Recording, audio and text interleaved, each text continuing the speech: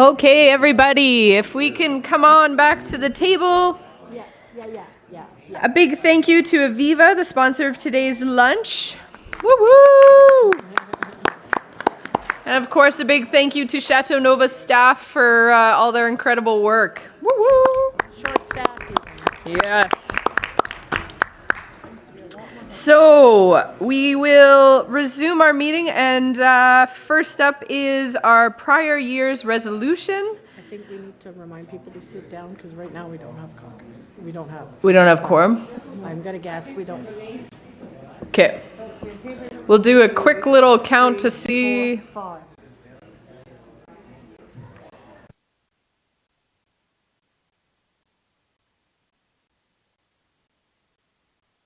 While we're waiting, if folks want to go to tab 7 of their binder, we're going to start on tab 7.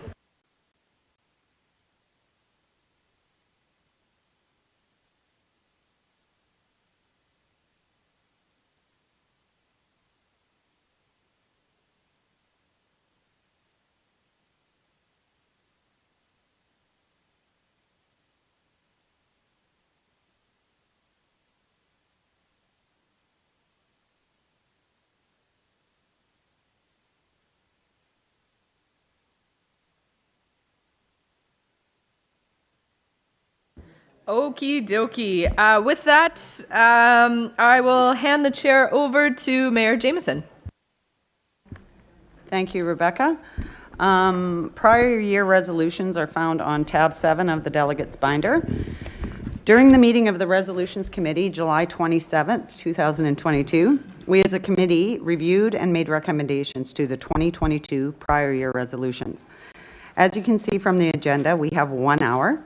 The information was sent to you on Friday, September 2nd, 2022, and prior year resolutions, you know where to find them. So, procedures for this session. The recommended policies were sent to members. We hope that delegates have read the reports. We will proceed with the 2022 recommended policies of the NWTAC. In the past years, we have approved the policies in blocks. If there are policies that require further discussions, we can remove them from the block and deal with them later during the sessions. As you will note, there are a number of policies to go through. Policies are divided into 3 categories.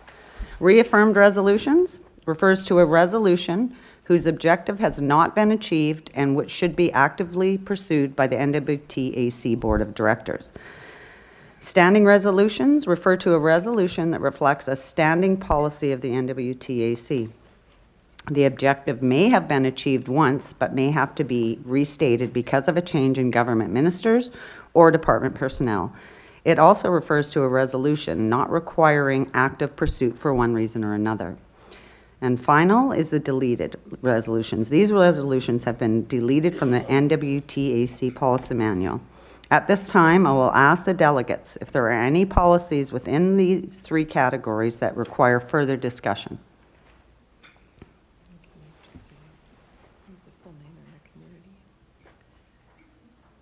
Oh, right.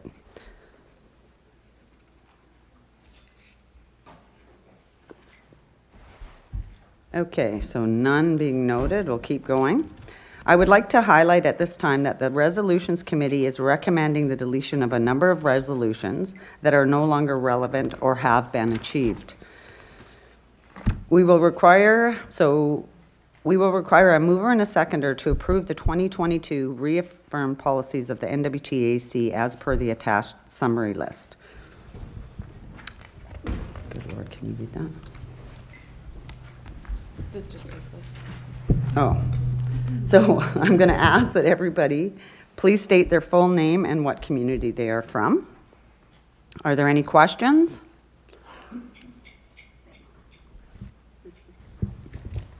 Yep, go ahead.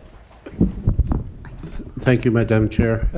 I'd like to move the adoption of the report from the NWT for the NWT Association of Communities with 2022 prior year resolutions as recommended by the Resolutions Working Group.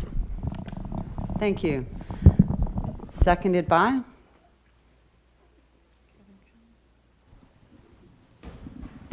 Second that. Kevin Campbell, Fort Smith, Councillor. I'll second that. Thank you. All in favor? Perfect, motion carries. Okay, so we're on. Number 2. We will require a mover and a seconder to approve the 2022 standing policies of the NWTAC as per the attached summary list.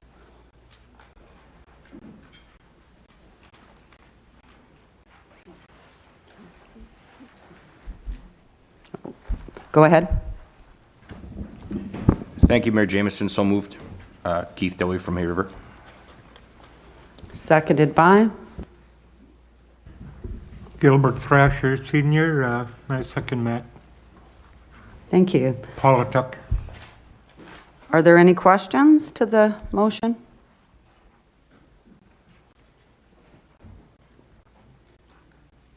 All in favor? Thank you, motion carries. We will require a mover and a seconder to approve the 2022 deleted policies of the NWTAC as per the attached summary list. Moved by Frank Pope, tied to Norman Wells. Thanks, Frank. Seconded by? Clarence Wood and Newby. Thank you.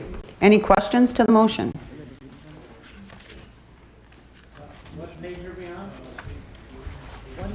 What's in your book?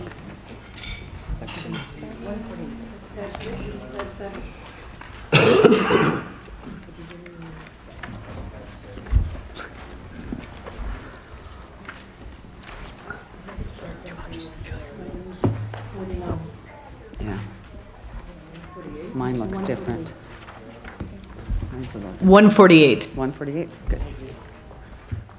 Thank you. Any questions to the resolution? None being noted, all in favor? Motion carries. Thanks. And with that, I believe I'm passing it back to our chair. Okay.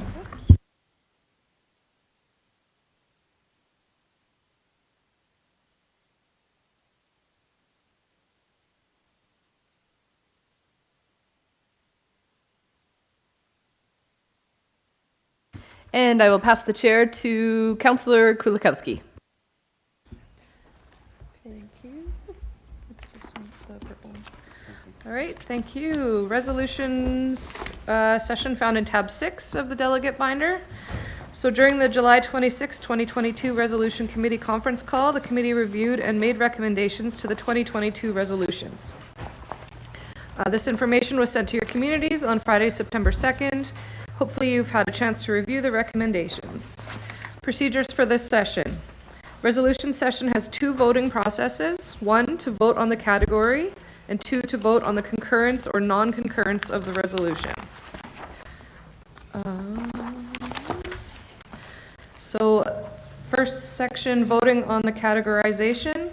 The categories are as follows. Category A, territorial-wide municipal issues. This category will contain resolutions on issues that are a direct or indirect concern to all territorial communities. Category B, issues which pertain to regional concerns only or are not within municipal jurisdiction. This category will contain resolutions which are of a regional concern only or are not within municipal jurisdiction.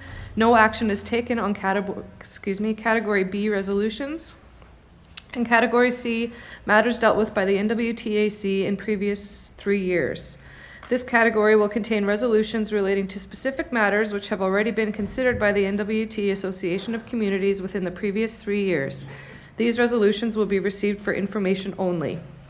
Each resolution will require a mover and seconder for the recommended category. Discussion is on category only, and the call for question will be on category only.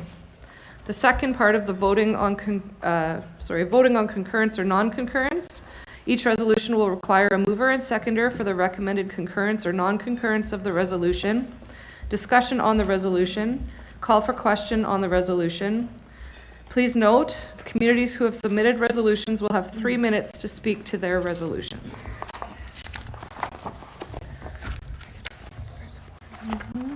Pardon? Okay.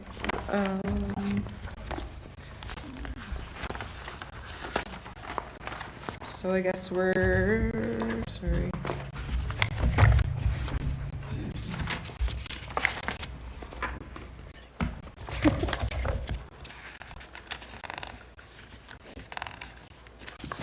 So the first resolution that we're looking at for category will be 2022-01, expand the rural and remote stream of the Reaching Home program.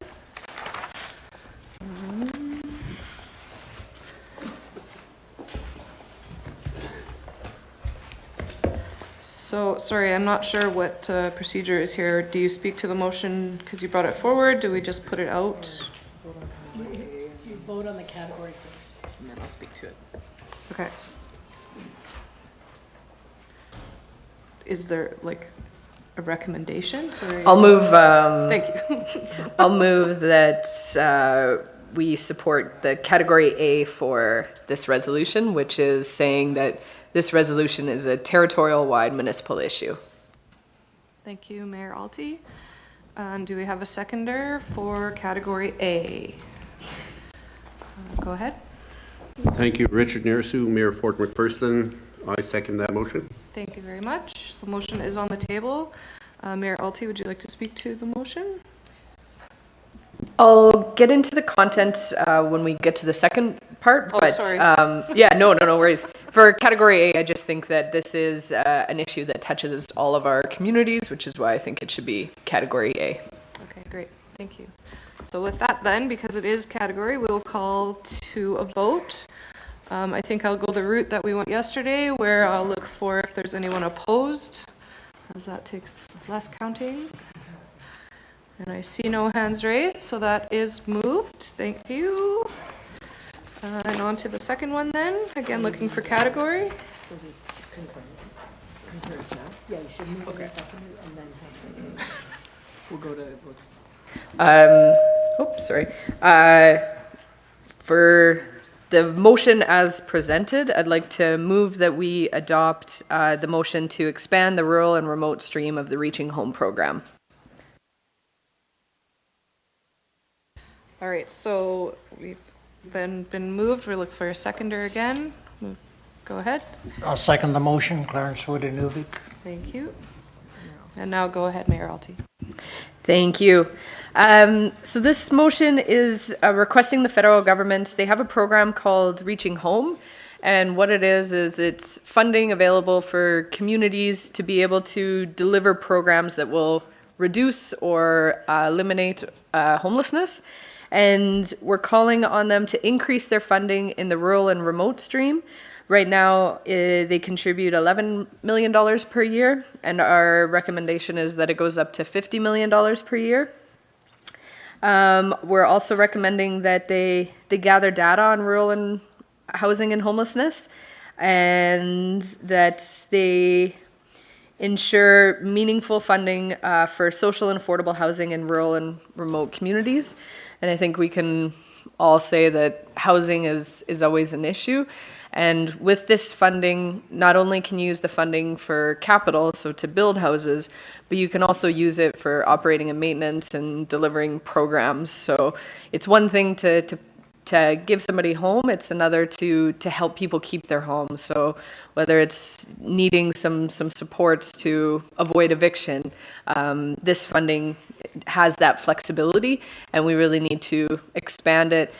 This is also something that's being lobbied at the federal Canadian municipalities level. So really all across Canada, there needs to be more funding, not just for Toronto, but for all of our rural and remote communities as well. Thank you, Mayor Alty. So the resolution is on the table. Are there any questions? Go ahead.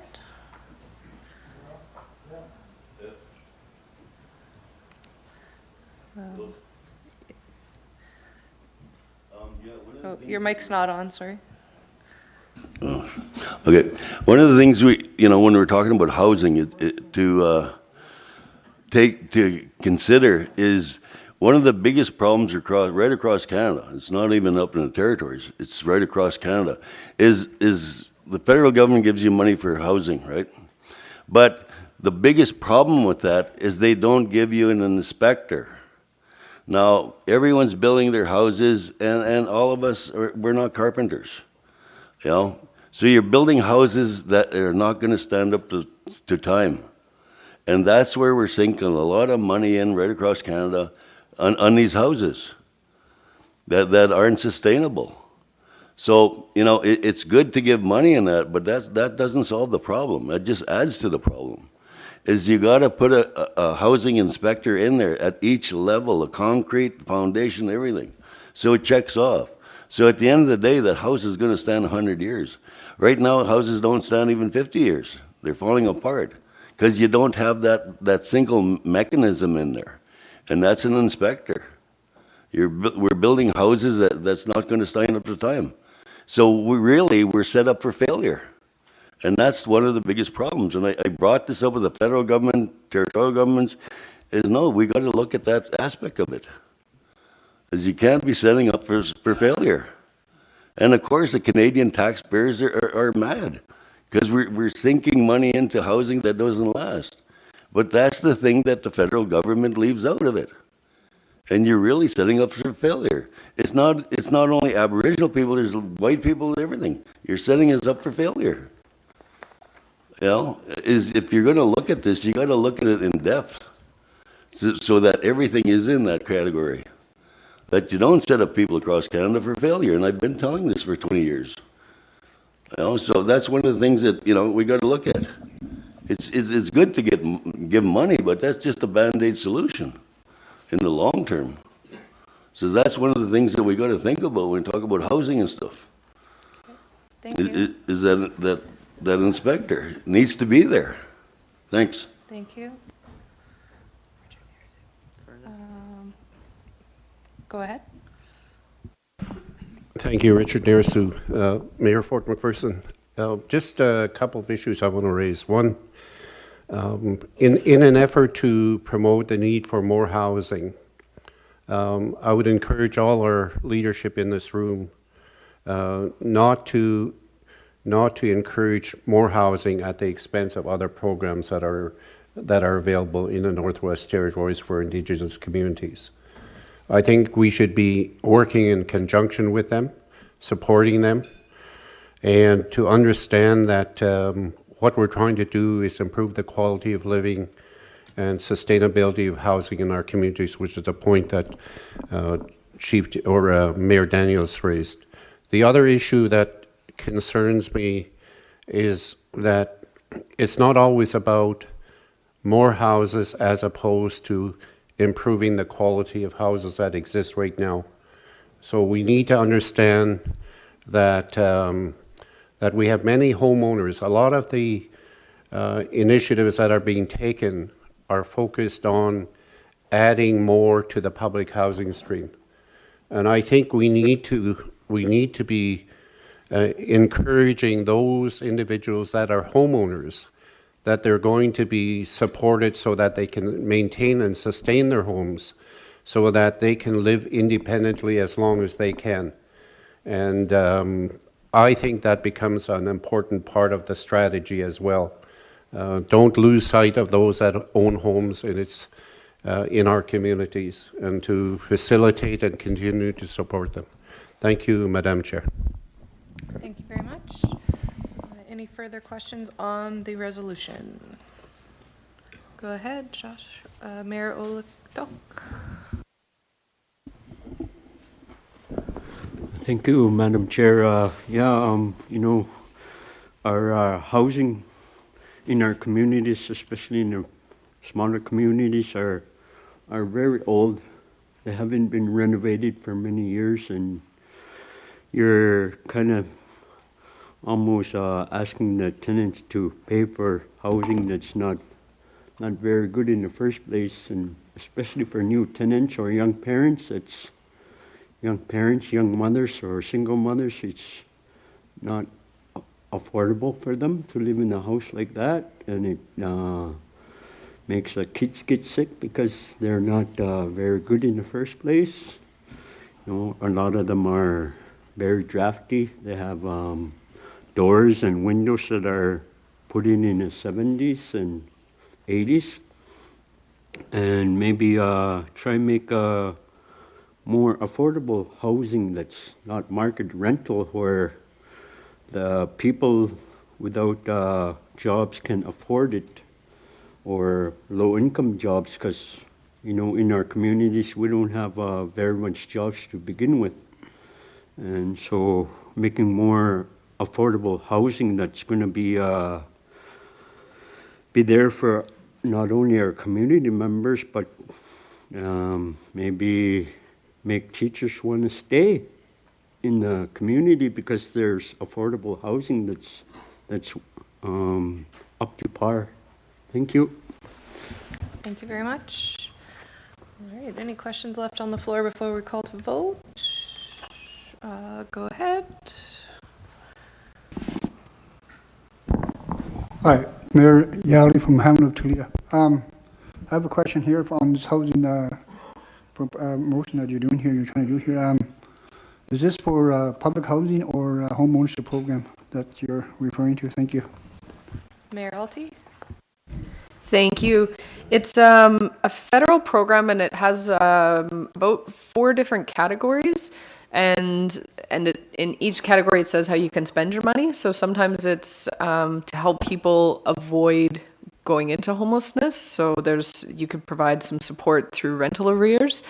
Other things is about capital, and so you can, whether it's to renovate a building into something that can be social housing, or whether it's building something to then host social housing. But it is to help people avoid getting into homelessness or to help people get out of homelessness. Thank you very much for that. Mayor Rubin, go ahead. Thank you, Chair.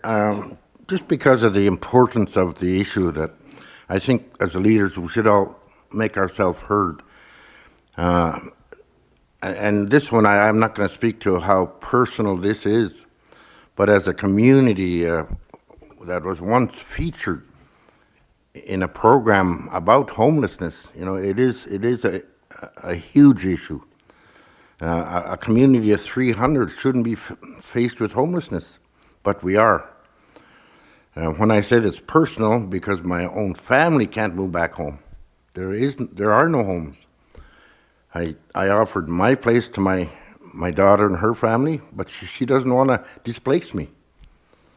So in that way, it's personal. But the thought of not being able to house people that want to return home, it's maddening.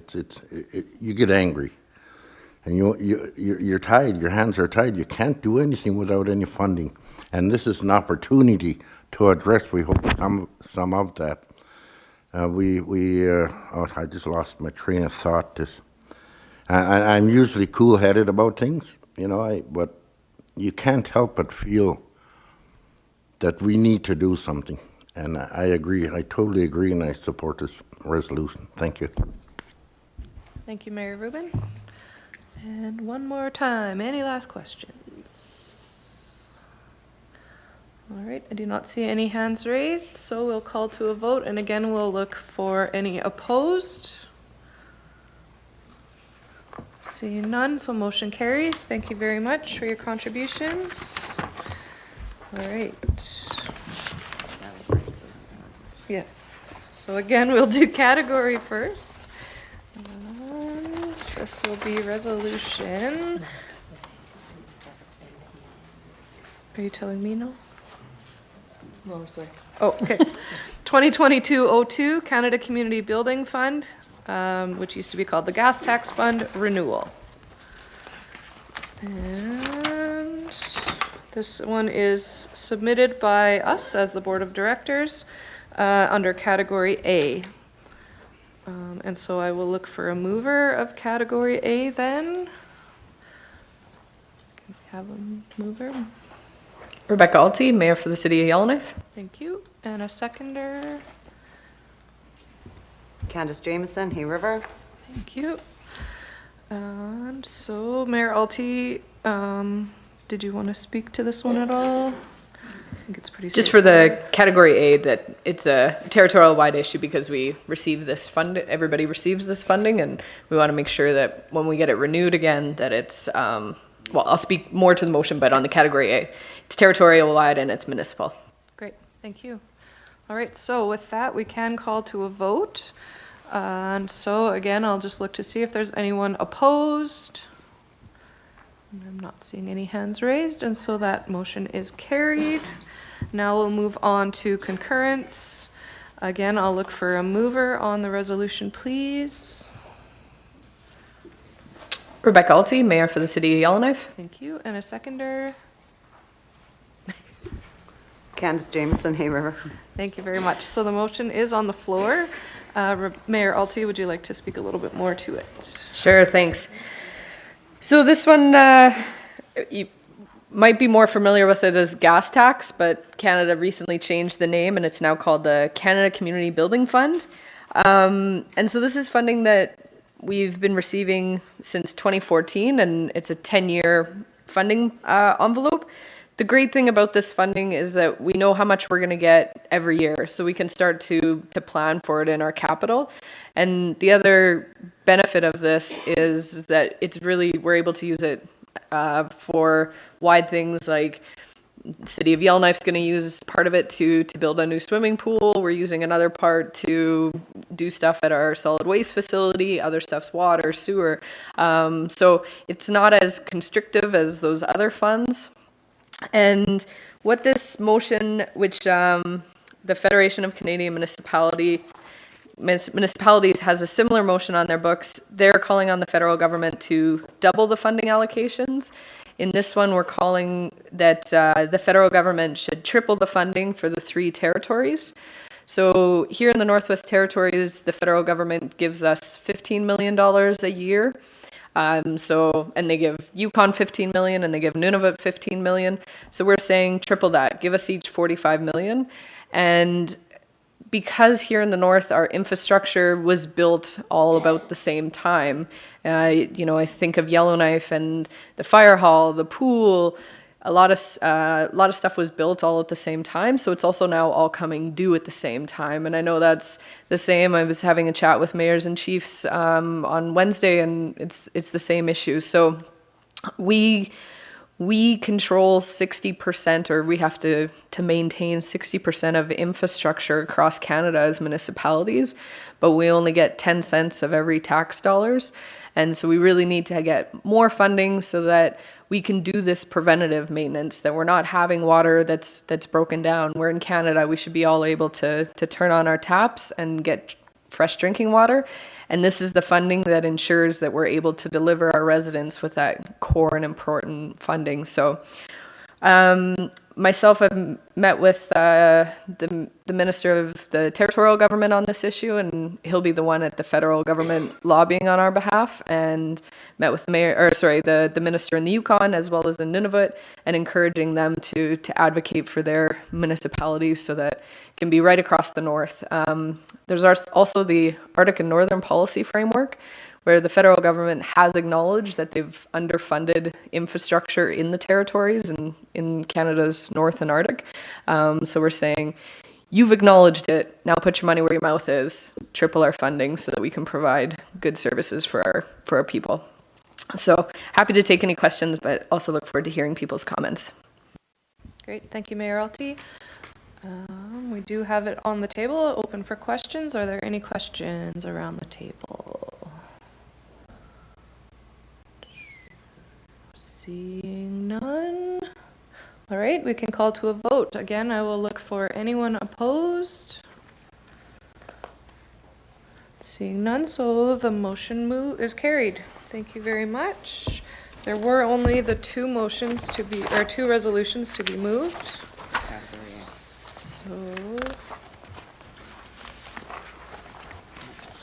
So then we move back to Chairperson President Alty. Thank you. So we are ahead of schedule, but I think this will give us time to breathe and be able to ask plenty of the questions, because I know the next item's always near and dear to our hearts. We have the housing NWT renewal. We are an hour ahead of schedule, but I do see our guests at the back there. So we're pleased to welcome back to our AGM a longtime friend and at one time an employee of the NWTAC, as well as was previously the Deputy Minister of MACA, but is now the President and CEO of NWT Housing Corporation, Miss Eleanor Young. And she's joined by Mr. James Fulford, the Associate Deputy Minister. And so if you would like to come on up to the front, the floor will be yours.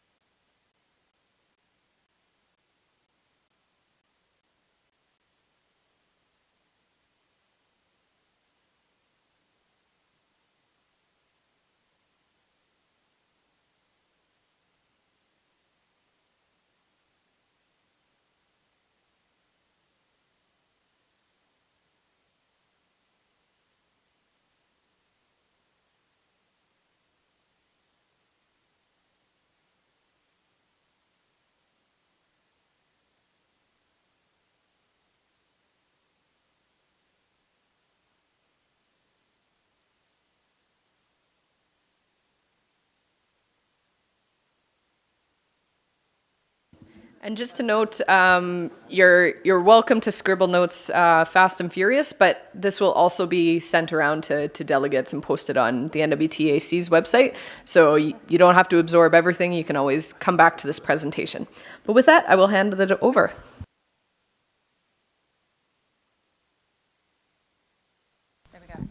Hi, everyone. It's good to see so many familiar faces around the table. It's nice to be back, although under a different role. So first of all, I'm very happy to be here today to talk about some of the changes we're making at housing, having heard even just some of the previous conversation. Coming over a year ago, and I worked for housing in Ulu many moons ago.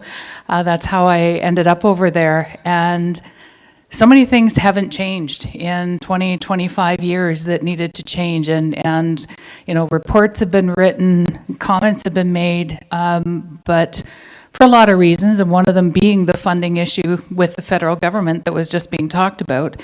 There's been really limits on some of what could be done. One of the big problems, of course, was that housing was getting money for infrastructure, like you talked about, but they actually were cutting the O&M funding that housing was being given to operate the units every year. And so for many years, your communities did not see any increase in the number of public housing units. We would do replacement of old stock as much as we could, but we weren't actually getting any new units in your communities for many, many years. And so, with that context, part of when I came on last year and they brought Jamie on at the same time, we were told to take a look at what needs to change and see what we can do. So that's a little bit of background for what we're coming into today to talk about the renewal that the Housing Corp has started. So starting, as we say, with why renewal. Some of the reasons are listed on the slide that you'll see here. Oops, now I wiped out the slide, did I? There we go. Even before this current assembly, there was a feeling that what the Housing Corp, what was called the Housing Corp then was doing needed to be better. It needed to work better. It needed to engage better with people. It just needed to do a better job. This was reflected in the priorities of the 19th Assembly, beginning shortly after the election in fall of 2019. And there were some specific mandate items put in the government's mandate around housing because it is one of the top priorities of the 19th Assembly. And since that time, there's been lots of attention paid to housing, both in the House and outside of the House. There was a vote in the Assembly telling us to update our mission statement and our policies to reflect our role in the social wellness in your communities. Last year at the inaugural Council of Leaders meeting, when the Indigenous governments were around the table, the Premier and the Minister of Housing at that meeting made a commitment to review every policy that the Housing Corporation has before the end of this government. So that's some of what Jamie and I walked into to start our jobs. So I'll turn it over to Jamie to talk a bit more about the renewal. Thanks, Eleanor, and good afternoon, everyone. As Eleanor mentioned, we were brought on in May of 2021, with my role being primarily to lead the renewal, and along with Eleanor, who of course is the president of the corporation, now called Housing NWT.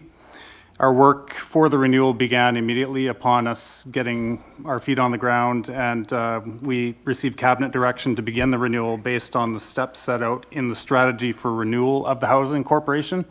And for those who haven't seen that yet, there's a big pile of them in the back corner at our booth. It's worth a read. It's not that long, but it indicates the areas of focus, and I'll go into them in this presentation in a few slides here. So it's action-based.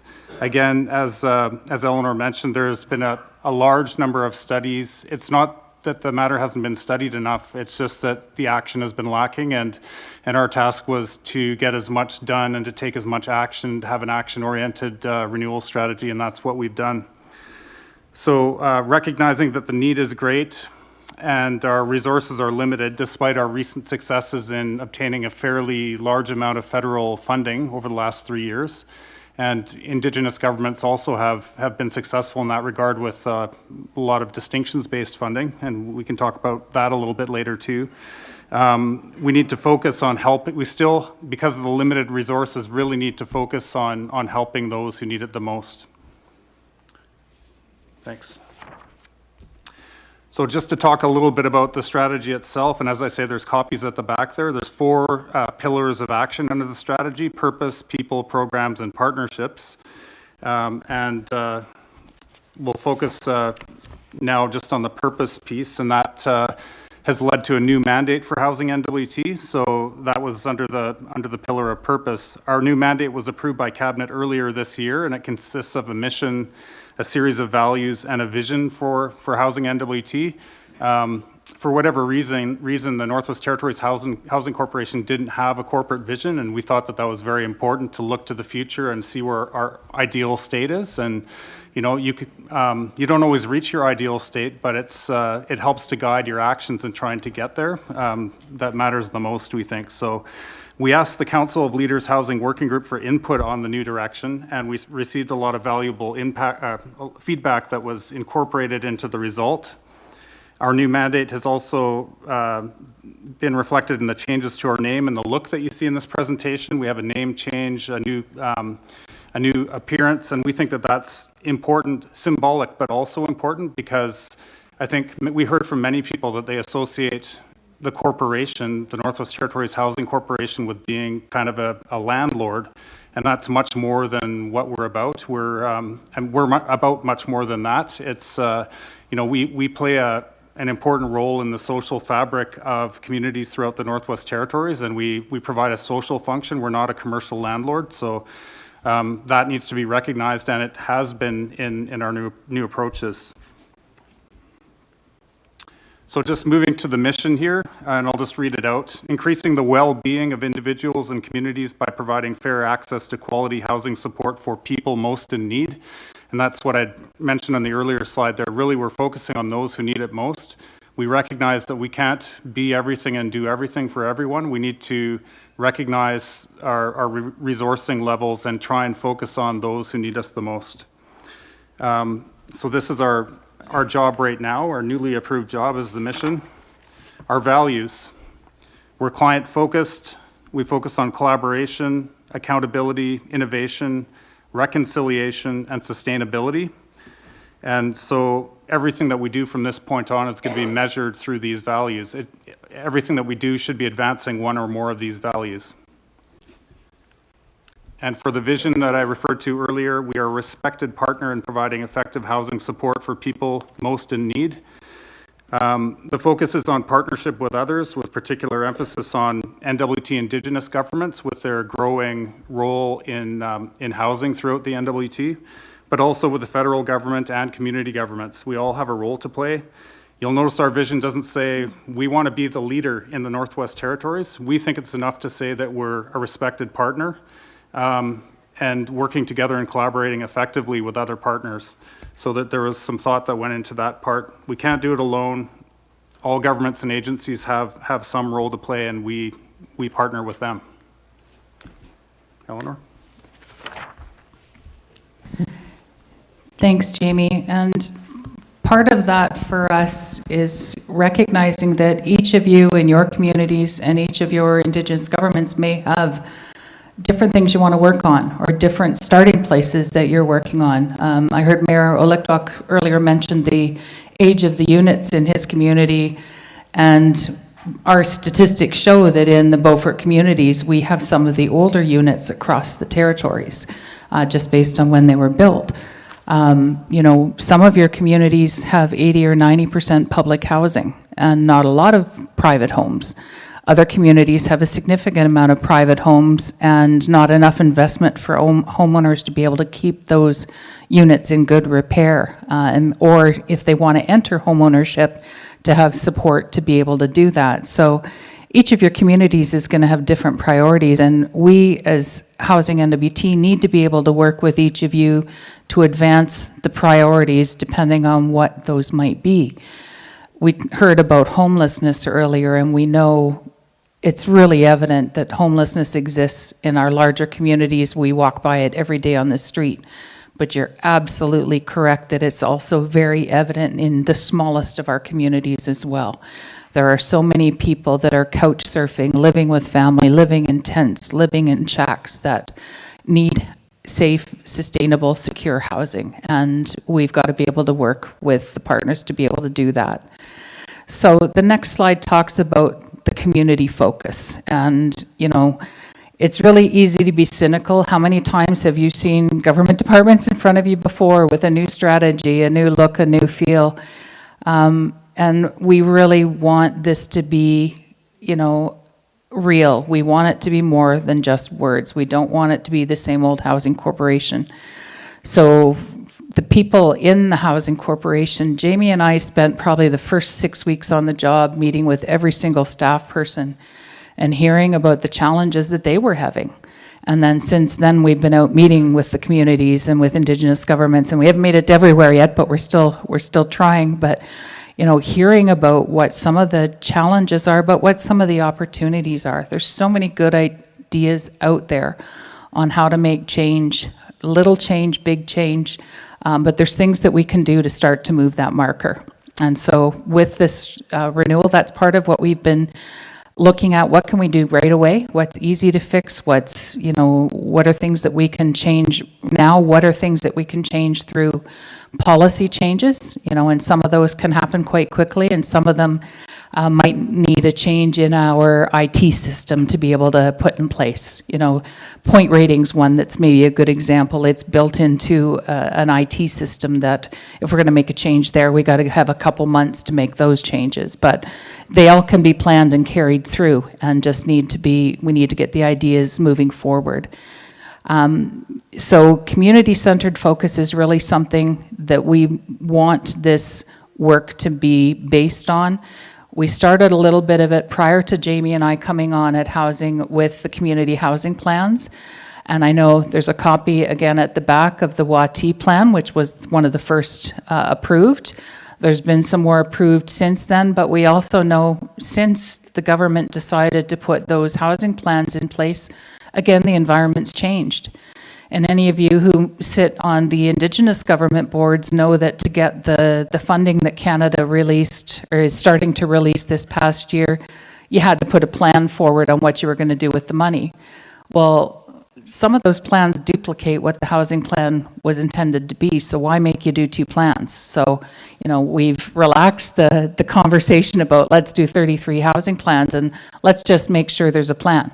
it doesn't matter which plan it is, but let's just make sure there's a plan for housing.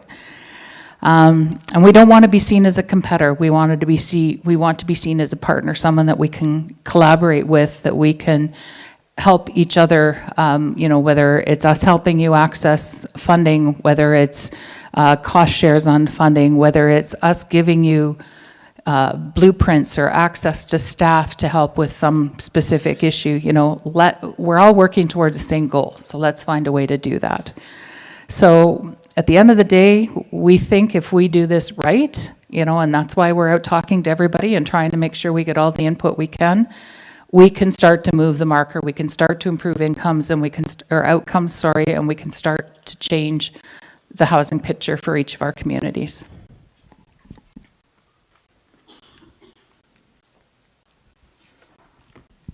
So we are a little ways along with the renewal now. We're more than a year in, and we've hit a number of milestones that I'll just quickly share with you and that are represented. Some of them are represented on this timeline here. So Eleanor mentioned that we had the commitment from the Premier and Minister Chinna to begin work on a review of our policies and programs with the NWT Council of Leaders, and it was a working group that we participate in and meet with that does that. We've continued to meet with them. We had then Cabinet in October 2021 approved the strategy, which is that booklet I was referring to that's in the back corner there, and help yourself to a copy. We had the approval of a new mandate that came in January 2022 of this year. We then, April 1st, 2022, we had the name and corporate identity change, which is most of the way done. It's going to require amendment of the Act, which we anticipate will occur in a bill beginning in the fall sitting of the Legislative Assembly. Through the spring, we've been meeting with the Council of Leaders Housing Working Group, seeking input on our policies and programs. And in May and August, we signed agreements with the Clichan government and SSI, respectively, on collaboration on housing, recognizing that they're getting distinctions-based funding, and that it makes sense for us to collaborate in our efforts with them for maximum impact for our citizenry. Back to Eleanor. So thanks, Jamie. So now for next steps, and as mentioned, we're starting some of this work. As Jamie and his team have been working on some of the program and policy changes, we've been identifying, which can we implement immediately, and some we've started, now we've already started to make changes. And if not now, then how soon can we get some of those changes in? So as the policy and program changes are being identified and laid out, there's a timeline put to them in terms of when those changes can be in place. And for the first round of changes, of which right now we're proposing a little over 40, the latest that we're seeing for implementation of those would be April of next year. So it's a pretty aggressive timeline to get that first round of changes in place.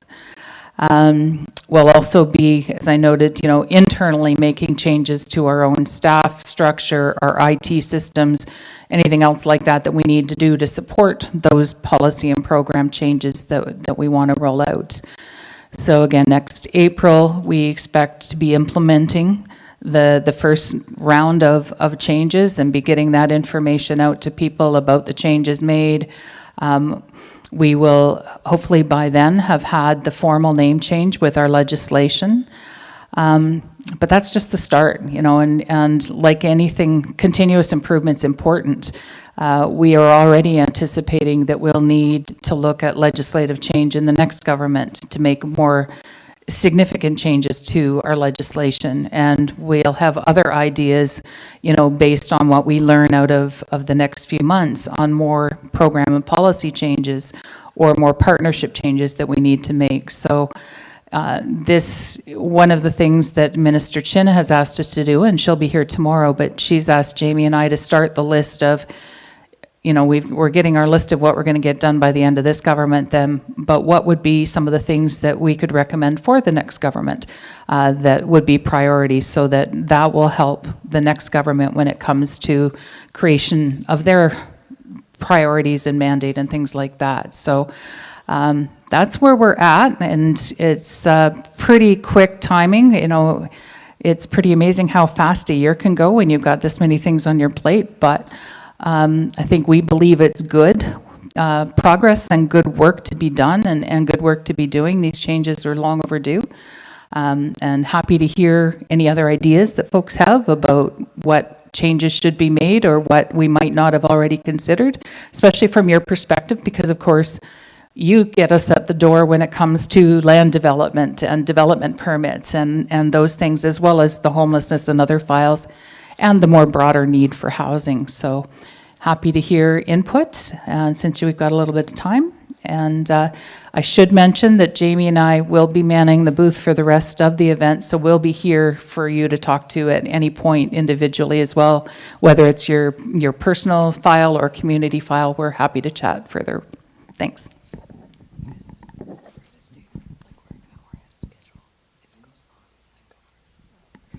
Okay, opening it up to questions. And if you just want to say your name and your community. Thank you, Madam Chair. Jay McDonald, Deputy Mayor Fort Smith. I have a question around program delivery, specifically around the seniors home renovation program. And from my experience in talking to a number of seniors within our community, there's been questions raised around quality of program delivery and value for dollar, in that it's very common knowledge what the program limits are set at prior to work being put out into the community for bids, etc. And in a number of occasions with seniors that I've talked to, they didn't feel that they were getting the value for what the program, like the funding was being fully expended, what they were eligible for. They weren't getting the value in return for that funding. So it was essentially overpriced. And I'm just wondering, as part of your renewal process, if that is being considered. I think it directly relates to your new vision statement and how you say that, you know, you're committed to changing the program and how things are delivered. And I just think that that's a really key point that needs to be brought home. Thank you. I'll take that, Mr. McDonald. I think the answer is yes, that we're looking at ways that we can procure services more effectively. I think across the territory, across Canada, we're seeing an inflation of the cost of services generally. But there's also some recognition that there might be better ways to procure certain services, like especially minor repairs, you know, doing that in a more effective manner. But generally, I think the answer is yes. That, and I think I'd extend that to the whole government, because I think it's a government-wide issue right now. Yes, Sean. Hi, Sean Welly, Mayor of Fort Simpson. And I think I'll just make comments on like the overall mission and restructuring and reframing of what the housing is all about here. And I mean, it's nice that you're renewing yourself, but I think what we can admit is that it's up until this point, it's been a big failure in the Northwest Territories. For our community in Fort Simpson, we probably have one of the highest rates of housing that is in need of major repairs. And there's been studies to that effect where about a third of the homes are basically not fit to live in, but people are living in them. I mean, we're talking about no heat or broken windows, mold in the house, things like that. Didn't get any better after the flood, which took out all kinds of homes in the community. I think, you know, I don't want to put that failure at the doorstep of you two, because you're trying to do something new and better. I do hear a lot about policies and procedures and the time it'll take to rewrite legislation and all that. I'm a little worried that that will be something that will hamstrung you or in going forward and just meeting the immediate needs, which we know are very clearly present in all of our communities. You know, the reframing of the mission and the vision statement to say, well, we're a friendlier partner.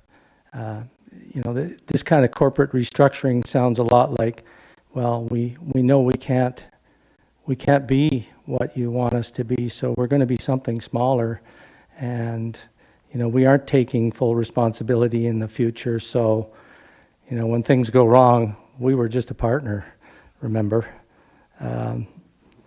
And so it's hard to say right now where this is all going to lead. I think, Eleanor, you got quite a job ahead of you.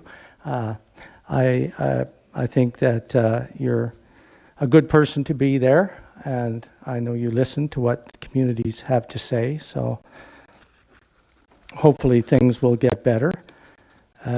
Yeah, I mean, we could talk all day about individual programs and things like that, but really, if you stick to what you're saying now and you really get in there and work with the communities to address their needs, there is a chance things can get better. And so I'm somewhat skeptical, but I'm also somewhat hopeful that things will improve. So that's just a comment. Thank you. Keith. Thank you, Mayor Alty, and thank you for the presentation and for being here. You know, I think like most, I'm personally, you know, cautiously optimistic with this renewal. But you know, one thing I would like to see is as part of it, because homelessness, hard to house. You know, we hear these terms thrown around quite a bit, but they come with more of a cost than just the social aspect of all of the things that stem from homelessness or inadequate housing. There's a large financial cost that comes with all of that as well. You know, just for an example, at our last council meeting on the 13th, Hay River had 27 ambulance calls in the month of September so far. We're averaging 2 to 3 a day, every day in a community of 3,500 people. That comes with the cost. There's a lot of that is the homeless population that has nowhere to go, so they're intoxicated or they're otherwise impaired, and it's easy to just lay down on the sidewalk until somebody calls an ambulance, and then you've got a place to stay for the night. So that's a cost. Now it's our nurses and our doctors that are having to deal with people that are homeless and have nowhere else to go, so they spend a night in the hospital. That ties up resources, that costs money. This is not just a Hay River issue. You know, you walk down the street in Yellowknife, it's here. If it's in Hay River and it's in Yellowknife, it's certainly in the rest of the communities, and probably to a more extreme effect or a more difficult to deal with effect because of a smaller pool of resources. So one thing I would like to see is a little bit more of an emphasis on finding some solutions with other government departments, because I find that this is a situation that's siloed quite a bit, where, okay, housing is in charge of housing, health is in charge of health, justice is justice, and what ends up happening is the finger gets pointed around the table and nothing gets done. You know, there's no place for them to stay while they beat up their house, so too bad. Well, no. It's not. Like, there has to be a solution there that's better than let them stay in the street. That costs a lot socially in our communities, and it costs a lot financially, and I feel that it would cost less to keep repairing a home than it costs to continually tie up resources straight across the government and in our communities. So if there was one thing I would hope to see out of this renewal, and generally, I think probably all of us would agree across the government, is more collaboration between government departments, finding solutions that are going to work by working together and not just passing ownership on to another department. It's housing or it's justice or whatever. So again, cautiously optimistic and look forward to seeing some of the changes. That's all I have. Thank you. Thank you. Yes, Joshua. Thank you, Madam Chair. Always nice to see a familiar face, Eleanor. It's good to see you. I hope you are well. And you know, we've had homelessness in our community too, and it's got to make it easier for them to, if they make too much money, they can apply, and that's what's happened with one of the individuals living in a cabin. So she ended up quitting her job. Now she's having more health problems, and that just adds to the problems. Couch surfing. We have one young fellow, not well middle-aged, I guess. He's been through the incarceration system and was living with his sister, but lost that place, and he's moving from door to door now and really nowhere to stay. So we have a couple of people like that in our community. I'm sure it's the same in other communities as well. So the other part wanted to speak on was the O&M funding. It's hard because I used to work for housing, and you're prioritizing which units you want to fix, which one's going to be less cost to fix, and fit in your budget. So that's really good that you're looking to change that. The last part, with the I should have brought this up before, but I'll speak to it. The eviction funding that's available through NWT Housing. If you're living in a public house under NWT Housing, you're not eligible for that funding because it's through Housing Corporation for the eviction funding there. So you got to make it more open to others, like ones that are living in Housing Corp house to find funding to apply for eviction, because you're going to have more people living in homelessness, and it just affects everybody in the community. So with that, I wish you both the best of luck to do your job, and it's such a tough job that helping everybody is hard to do, especially in small communities, because everybody's related. But you got to live with what you got, and looking after your family first. It's hard to look after everyone else. So, Kwana, thank you. Thank you. And I don't mean to be disrespectful by using first names, but my vision's so bad I can just see first, or hopefully guess first names. I saw Frank's hand, and then I'll come over to Grant and Clarence. Thank you. Good afternoon, Eleanor and Jamie. Good to see you back. In Norman Wells, over the last 5 or 6 years, Imperial Oil vacated about 30 plus homes, all in fairly good condition. I know that recently 10 of these homes have been turned over to the SATU Secretariat Incorporated, 2 to be given to each of the 5 communities. But that still leaves 20 odd houses still unoccupied, still being heated and maintained by Imperial Oil. And I wonder why more of an effort was not made by the Housing Corporation to acquire some of these units for use within the community. Thank you. I'll take that question. Eleanor or James? Thank you, Mayor Pope. And where to start on this one? We spent many, many months meeting with Imperial and what it was that they wanted to achieve out of this. We did speak about trying to take it on for public housing, and given some of the other priorities that were there, it wasn't the top of the list. But we were hopeful that perhaps through these other mechanisms, and going back to a little bit of a conversation I wanted to pick up from a theme earlier, we do have other funding programs where if somebody else picks something up like this, we could help them run it as affordable housing. And so, you know, if someone else can do that, we can partner. And I understand some of the concerns around partnership, but sometimes what we've been having to do is find an alternate way to achieve the same goal. And that's kind of the approach that we've been trying to take there. Because initially when they came to us, they were only willing to give up 5 units, I believe it was.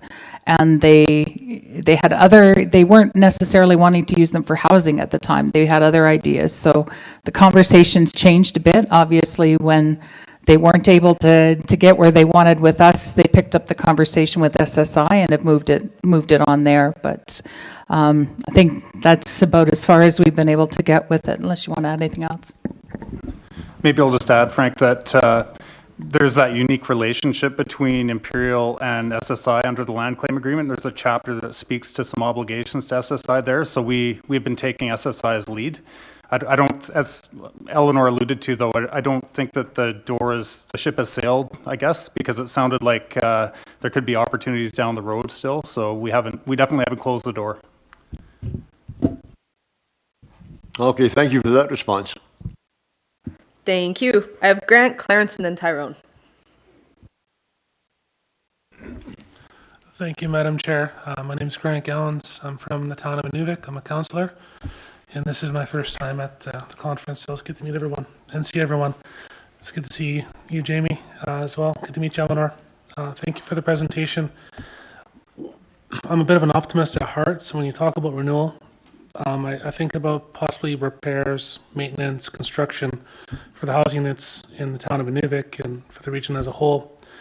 Will there be any consideration given to helping homeowners maintain their homes, whether it's in public housing or in private units?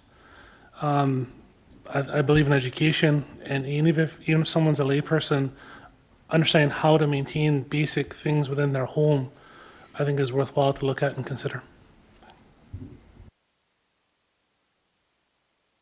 Thanks, Grant, and nice to meet you as well. And absolutely, I'll start first on the repair part and then talk about the maintenance part. But on the repair part, I think 2 really positive things this past year. First off, in the March budget session, housing was given an additional $4 million towards homeownership repairs to add to our existing budget, so we can spread the money we have for seniors aging in place, home repair program, the suite of home repair programs we do have, make that stretch further. So that was great news for us. But one of the other things that we have found, at least 2 or 3 of the Indigenous governments that have gotten distinctions-based funding are doing programs for that reason or for that purpose in their own regions. And so in your region, for example, I know there's an elders repair program being operated by one of the governments to do home repairs. And we're seeing something similar in a couple others. And again, not every region will be the same, but you know, trying to work together to what can we do and then where can you fill in the gap. And so we are having those conversations as those ideas are being developed. And if, you know, if we can do something more in one region with one repair program and somebody else does something else, then let's figure out a way to do that. So there's a real emphasis being put on trying to catch up on some of that deferred maintenance that's been taking place in the home ownership side of the business. On the maintenance program, we do have a program, but from my view of it, it hasn't been well developed or used in terms of being plain language and being readily accessible. And the other thing that has been really problematic for some is we had a program that we were mandating, even journeyman carpenters had to take the program in order to get the money from us, which doesn't seem to make any sense. There's got to be an ability to waive the requirement for somebody who's got some skills. So as part of the renewal, that STEP program is what it's called, is something we're looking at updating to make it a more user-friendly program for people to learn how to maintain their home, but also let's deliver the program in a way that makes common sense and not make people that don't need to take it, but have it be available to those that need it, and let's make it available in more ways. We've got all sorts of tools now, YouTube videos, you know, to how to clean your water tank. We've got one of those with Macus. So, you know, let's find better ways to get out there and give people the skills they need to be successful. And I think at the end of the day, we talk about helping those that need it the most. But one of the things we've heard around our table constantly is, what can we do to help people be successful? Whether it's successful tenants, successful homeowners, what are the tools that we can help with? So as we get those programs updated, we'll be looking for input on whether they meet the mark or not. So thanks. Thank you. Clarence? Hi, Clarence Wood in Nuvik. Let me start out by saying, Eleanor, I don't know how a nice person like you ended up in a crappy job like this. So let me get that out of the way. First off, I keep hearing housing is short of maintenance dollars, and I totally believe that. However, one of the first things they do is change the name to Housing NWT. I don't know what that hoped to accomplish, because now you have to get new signs, new letterhead, new envelopes, so on and so forth. Money that could have went to maintenance. And Housing Corporation, I think, was fine for a name for everyone here. I don't see what that accomplished. But anyway, that's my opinion. So let's talk about maintenance dollars. And I'm familiar with the town of Inuvik. Now, every time a tenant calls the local housing authority for something to be fixed, they're told, oh, we have no money for maintenance. So a stopgap measure comes up, something's repaired, pardon my language, half-assed, or it's not repaired at all. Another example is the driveways and so on for the housing authority houses. I mean, quite honestly, most of them look like a Ukrainian minefield. And housing is telling the tenants, oh, that's the town of Inuvik. Well, no, it's not our property, it's the housing authority. So get out there and fix it. I've called the Housing Corporation, and I know they've, pardon me, Housing NWT in Inuvik, and I know they've spoke to the housing authority, but nothing gets done. We have an elders bus for an elders program at the hospital, which is refusing to go in some of the driveways and are dropping the elders off on the street. We have taxis that are refusing to go to public housing units because they bottom out every time they try to go in the driveway. So something has to be done. Anyway, I'll end it there, and I do thank you, Eleanor. I know your heart's in the right place, and I know you'll do something, so keep on. Thanks for the vote of confidence, Clarence. You always try to make me cry every meeting I go to with you. I have to say I wholeheartedly agree with you.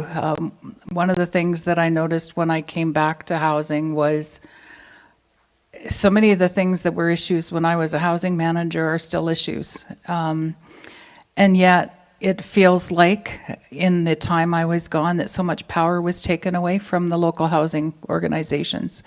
And so one of the things, and Jamie's heard me say it numerous times over the last year, and he's probably tired of it, but we need to fix that relationship with our LHOs and give them the authority that they need to do their jobs and the money they need to do their jobs, or as much of it as we can give them. And, you know, get some clarity about what their role is versus our role, because I feel like we, and I don't know if my boss would appreciate me saying it, but I feel like we've kind of gone the wrong direction over the last 10 or 15 years.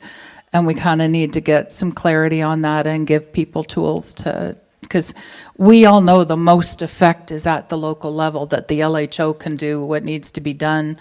And in most cases, they have the tools, they have the training, they have what's needed. Occasionally you need to bring in an oil burner mechanic or something like that, but a lot of the basics that we need are there and can be done. So I'm hopeful too, and an optimist like everybody else. You know, I know it's been a struggle to make these changes for many years.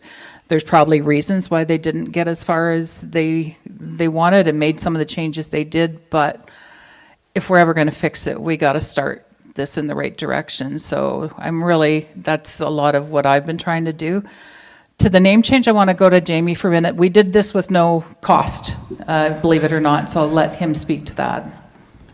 Thanks. I think those who know Eleanor know that she can stretch a budget. And I just want to give you that assurance too, that we thought about that and we knew it would not go over well if we're using money that could be used on houses to do the name change and rebranding. So we used NWT internal designers, and one thing that you might expect to see is that signs won't get replaced all at the same time. They'll be retired slowly as their life expectancy declines. So it's not going to be there's not a cost. They'll get replaced in accordance with their life cycle. So we specifically gave thought to the cost, and so hopefully that gives you some reassurance. Mayor Wood, thank you. Thank you. Tyrone? Thank you, Madam Chair. Tyrone Ratty, Deputy Mayor of NWTAC. Eleanor, I've had the privilege to speak to you on this on a few occasions, but when you say that you're going to focus on the people that are most in need, I'd like you to consider that the people that are trying, the people that are succeeding, the people that have to take the 2-3 jobs in order to make their homes work, that are on the verge of getting evicted and kicked out because of the recent hikes in costs to maintain your home. I'm just going to use myself as an example. I've lived on both sides of the spectrum, where I was homeless as an Indigenous person, the reason being from poor choices I've made in my life. And now I face new struggles, even though I'm successful, trying my hardest to raise a family in a home, and that's bringing up new challenges for me. I'm coming to the point where the program I'm in, I've been in it for 6 years now, 6 years, and I'm still trying to find the answer in order to get the home ownership turned over to myself. There has to be less limits put on people. The way I see housing right now is it's set up for the Indigenous people to fail. You're putting up too many barriers. This Indigenous person is doing well. Let's tell him he can't do too well, because we're not going to allow him to have a home. So you're putting limitations there. You're saying that somebody who has made poor choices all their life and they're homeless because of it, now he's in more need of that person that's trying to fix his life and to change things. So I'd be extremely cautious on how you go about setting that criteria and how you say which person is in need the most of your help. So we need to find these answers because it's an ongoing issue. In our community right now, we've got jobs posted. We're trying to get people working, but we're faced with challenges to say that I can work, it's going to up my rent, it's going to make me do this. We're honestly, the way the system is set up now is it's designed for us as an Indigenous group of people who occupy this territory to fail. And I hope that we can find the answers to change it, and I do wish you all the best of luck, because I know for a fact that you do have your heart and your mindset in the right place to move things forward. Thank you. Thank you, Deputy Mayor. And actually, this is something that I don't remember for sure if you were at the anti-poverty workshop that we had with health earlier this year, but it's something we heard a lot about how not just housing, but a lot of our social programs are designed in a way that they hold people down, and that we have to turn that around. So thanks for the comments. I think that's input that we'll take back. Thank you. Thank you. I have Gray in the back, then I have you, then I have Ray. There you go. Sky Kende here from Betchako, community councillor. So my question to you is, I wonder what is the plans for the, oh, I think they're talking.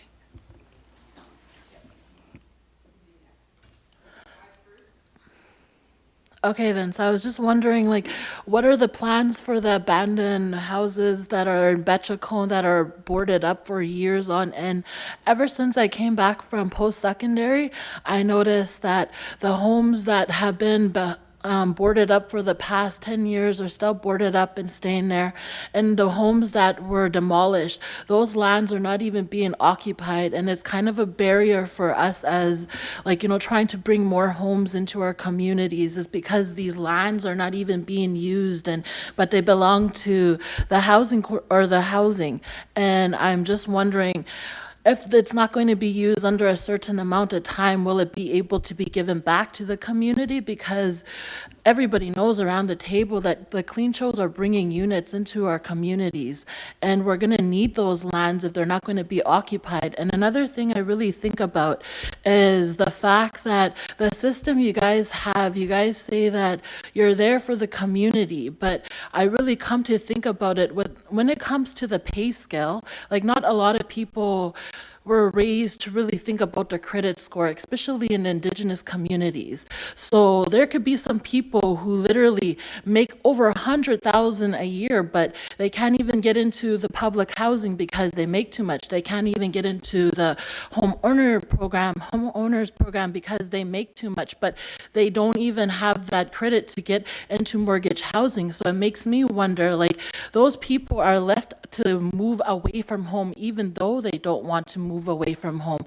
And I've came across a bunch of people who are literally in that boat, so it really does seem like the housing system is failing those individuals who actually are taking the initiative in their life to do something with their lives. And it does make it seem like the people who are on the low income scale, they are scared to work as well, like they mentioned, because their rent is going to go up. And so this system doesn't have no balance, and you really got to look into seeing where is that balance and how you guys can help them.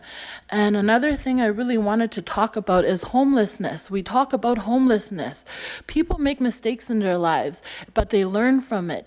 And I wonder, like, even myself, I've lived on both sides of the scale as well. I've also lived in public housing, and I own my own home right now, but I wonder, like, after I got done living in public housing and I went to post-secondary, I was smacked with a $5,000 bill saying that my place was, like, there was so much renovation that needed to come with that place. But me moving into that same unit I moved into was literally the same condition I left it in. But I was left with a $5,000 bill that I had to pay off. So I wonder how much people were in those boats. So if that's going to be the case, then the housing should look into maybe coming up with a program that helps people with their arrears, and once that they pay off their arrears, that they would be able to get back into housing on a clean slate instead of having to just be at the bottom of the list again and having to wait to get into a unit. Because I don't think the homelessness will ever get addressed, and because housing kicked them out and they don't have no money to pay that $5,000 bill that they have to pay because they decided to go to post-secondary. So I really think the system really has to be looked at in those sense, and that's just what I wanted to mention. Masi.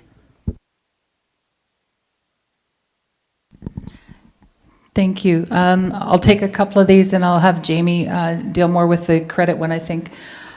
So first off, with the abandoned houses, I'm not sure if you are aware, but we have a working group on housing with the Clecho government.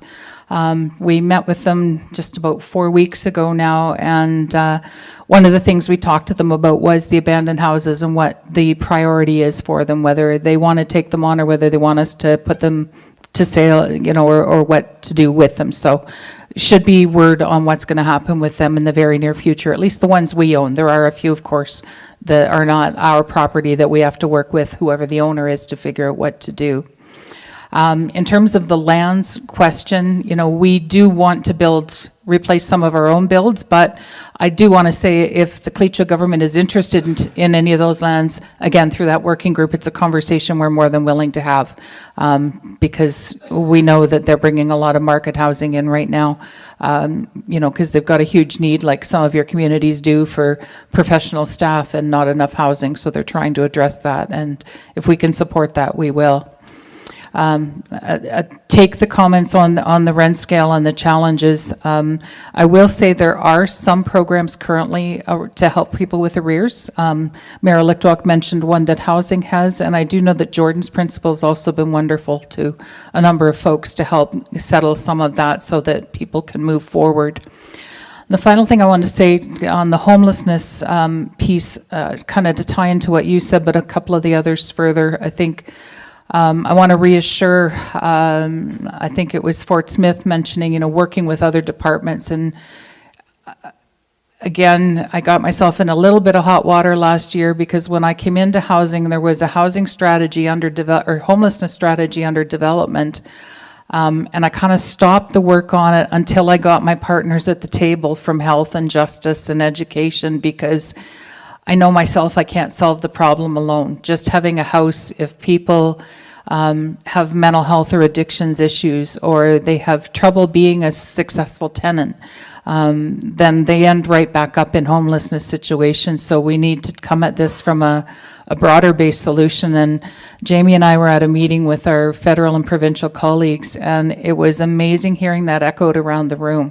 Every single jurisdiction has homelessness as one of their top issues, and every single one of them talked about the need to work with health and others for wraparound supports for people to help them be successful in getting out of and staying out of homelessness. So we've taken that to heart and are trying to come forward with something that is a little bit more collaborative and cohesive to try to address the problem. So, and I'll turn it over to Jamie because I know we are looking at the credit piece of this as well. Yeah, sure. Thanks, Sky. I think you touched on something that's really important and that came up for us in the course of our review too, and that's how can people develop credit scores so they can do other things, and that might mean leaving public housing or buying a truck or whatever it is. And you're right, there's not a lot of education about it, but also there might be a role that Housing NWT can play, because many people, one of their only regular bills that they pay is their public housing rent. So there is an opportunity there.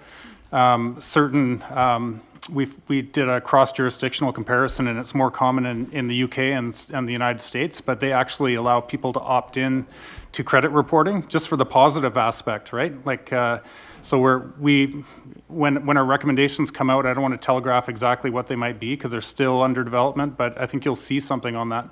Thank you. Thank you. And we have a question or comment over here, and then jump to Ray.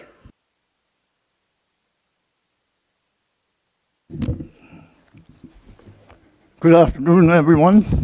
My name's John Norbert. I'm from a little community of Chickachik, about maybe 150, 200 people there. And I'm living in the old folks' home now. I'm 84 years old, and this house was, I believe it was built about 15 years ago, James. Old folks' home. And it's hardly any maintenance done to this building. And I watch real good because I asked them to change the thermostat on the building. The first year I moved in there, that was about 7 years ago. That same thermostat is still there yet. So, you know, these maintenance guys they're old enough to be pensioned off. I think that's what they should do to them. That's true, it's not a laughing matter. I think you guys should all go down and take a look at the situation down there, and you'll see for yourself what I'm talking about, you know. And it's very hard to tell the maintenance guy what's wrong with the building and everything, and the windows are, when it's raining, it's all leaking, and all the caulking around the windows are all out, and there's holes on the building, and you name it, it's all there. But it's hard to get somebody to fix it. I don't know what they're paying those maintenance guys for. And, you know, and then when we tell them what is wrong, they get mad. But I believe, you know, this taking care of the next community by community, that should be out of the way, because I think it's in Inuvic's hands, and they're trying to do maintenance and stuff from there, and it won't work. It's not working. So I hate to put a load on all the guys over there, board of directors and everybody, but it's time that, you know, we start speaking for our community. It's so far left behind now, it's not even funny. And, you know, if we don't speak, we won't get anywhere.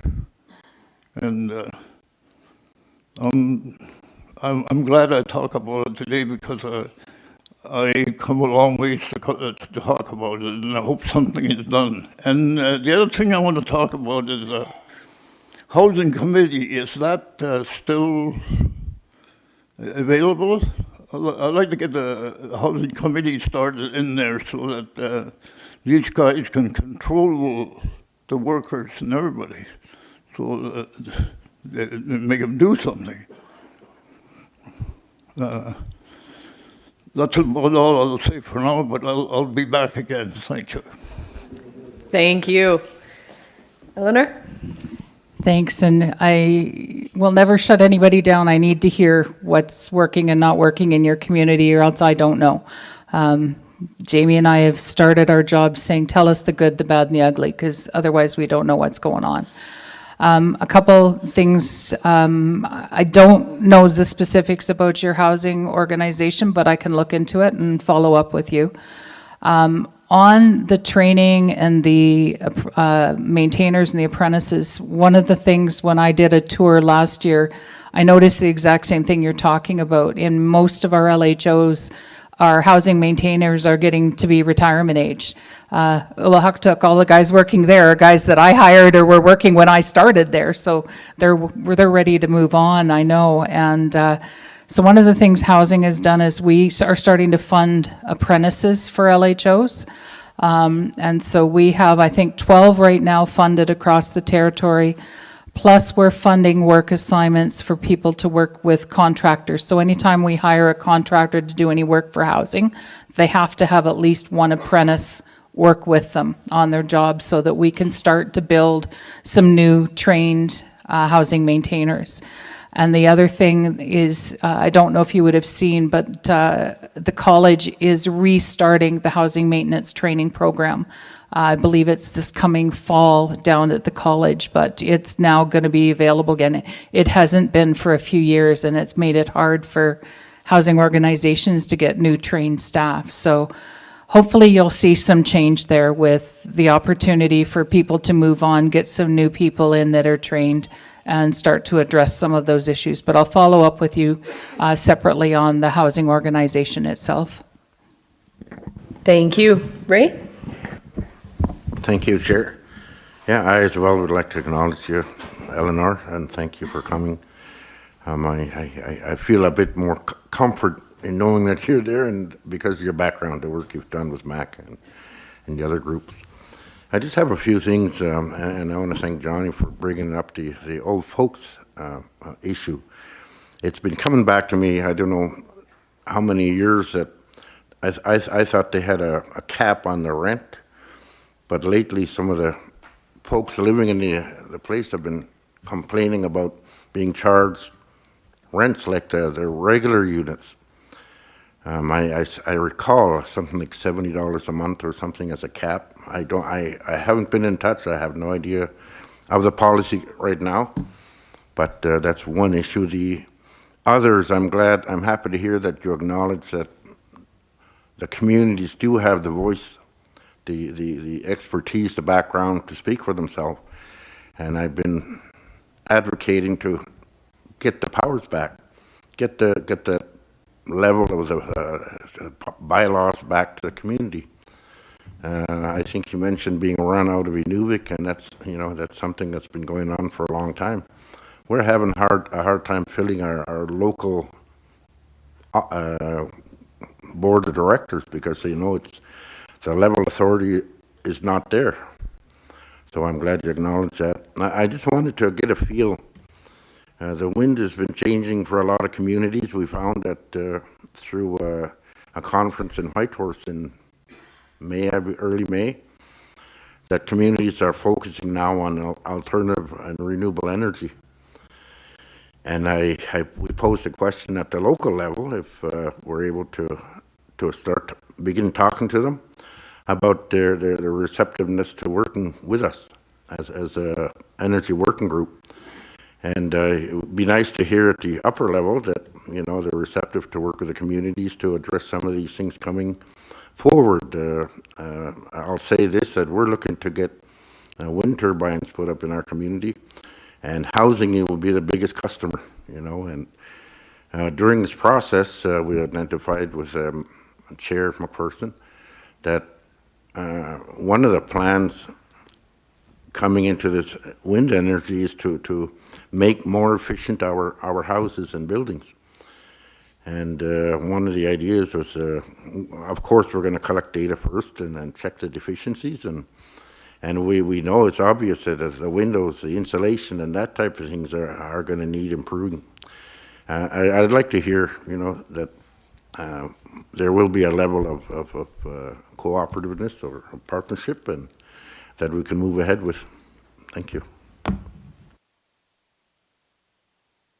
Thanks, Ray. And absolutely, actually, we're working on an energy action plan for housing, and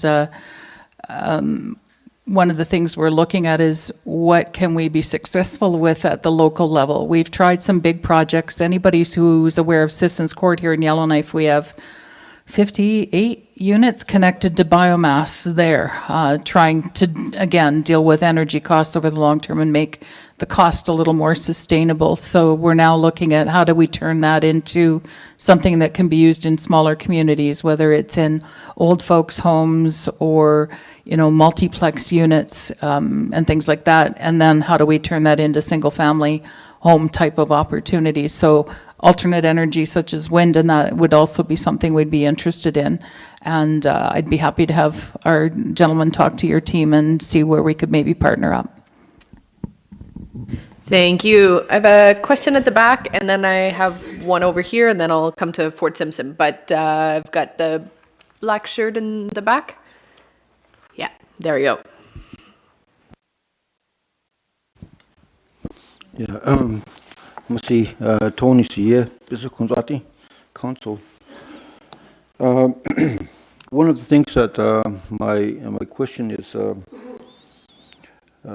in Bishop when I was on the Friendship Center board, I used to be on the board, and we developed a plan to look at how we could explore ways to help homeless people.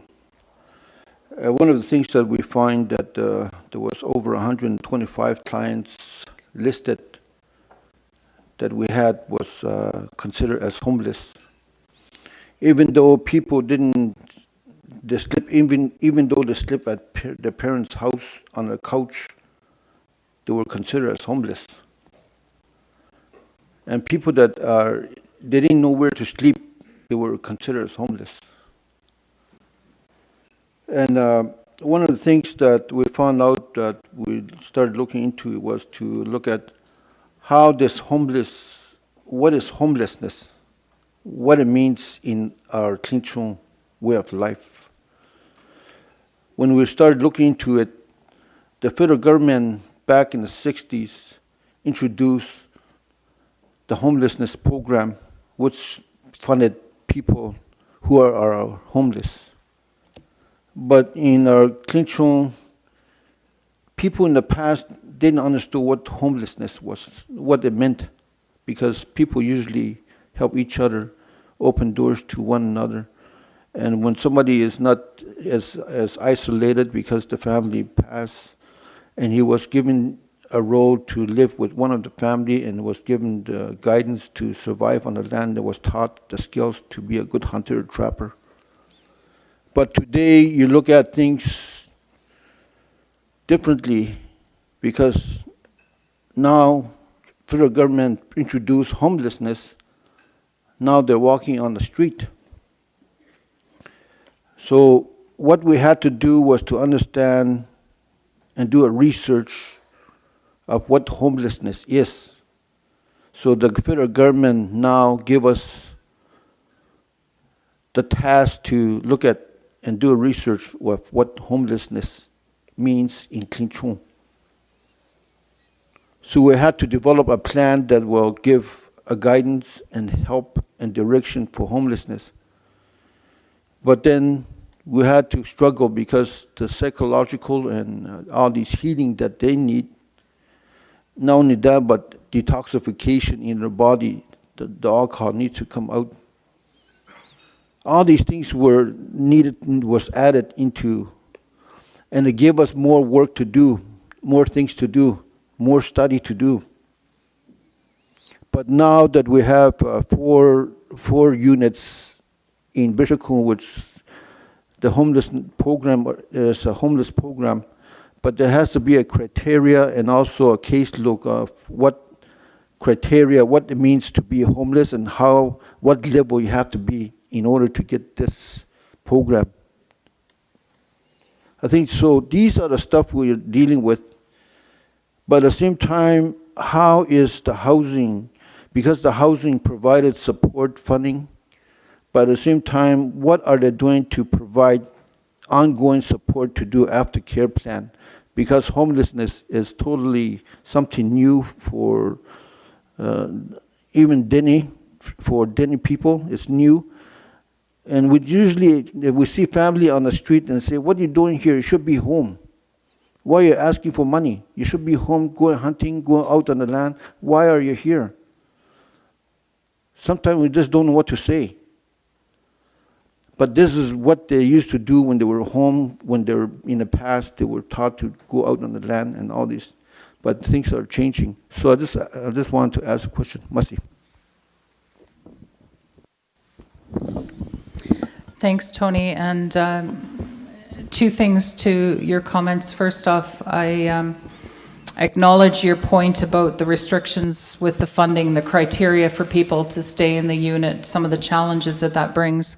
It's something that our minister and ourselves have continued to advocate with Canada for flexibility in all of our federal funding programs so they can be suitable to the NWT. Because a lot of the programs don't really consider our environment. And we've been making some progress, but we still have a way to go on that. It's one thing if it's our money and we can develop the criteria, but it's something when money comes from Canada, sometimes we get caught with rules that you've all seen it with gas tax and Building Canada and all sorts of other programs. I know you know the story.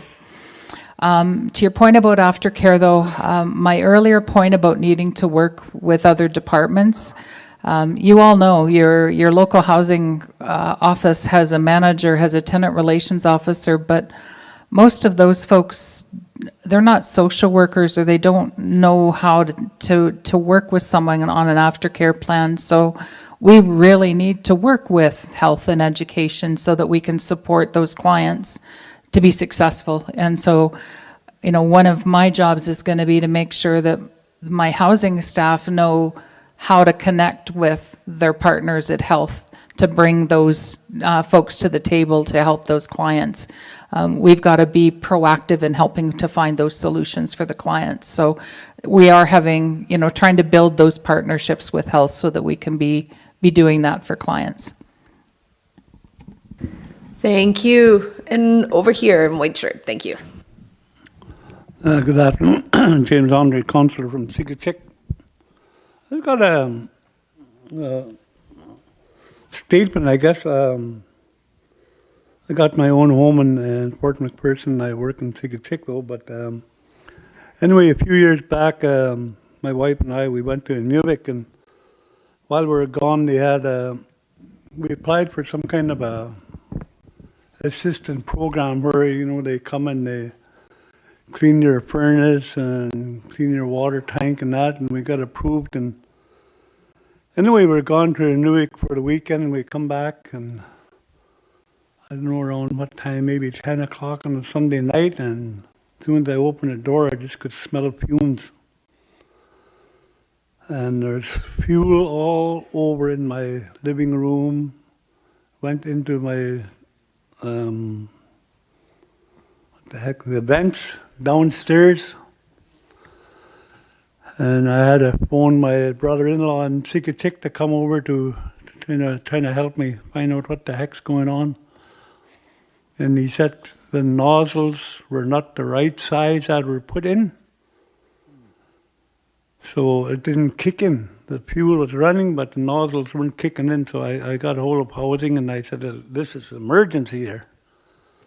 I can't even sleep in here. We have a cabin out on the land. We end up going out there. And my wife, till today, my wife still gets sick because I changed they said I was over the threshold of this emergency funding that's available. Like I was over $1,000 over. And I said, like, how in the hell can a person be over the threshold? When, like you take the tax money, the federal tax is taken away, territorial tax taken away.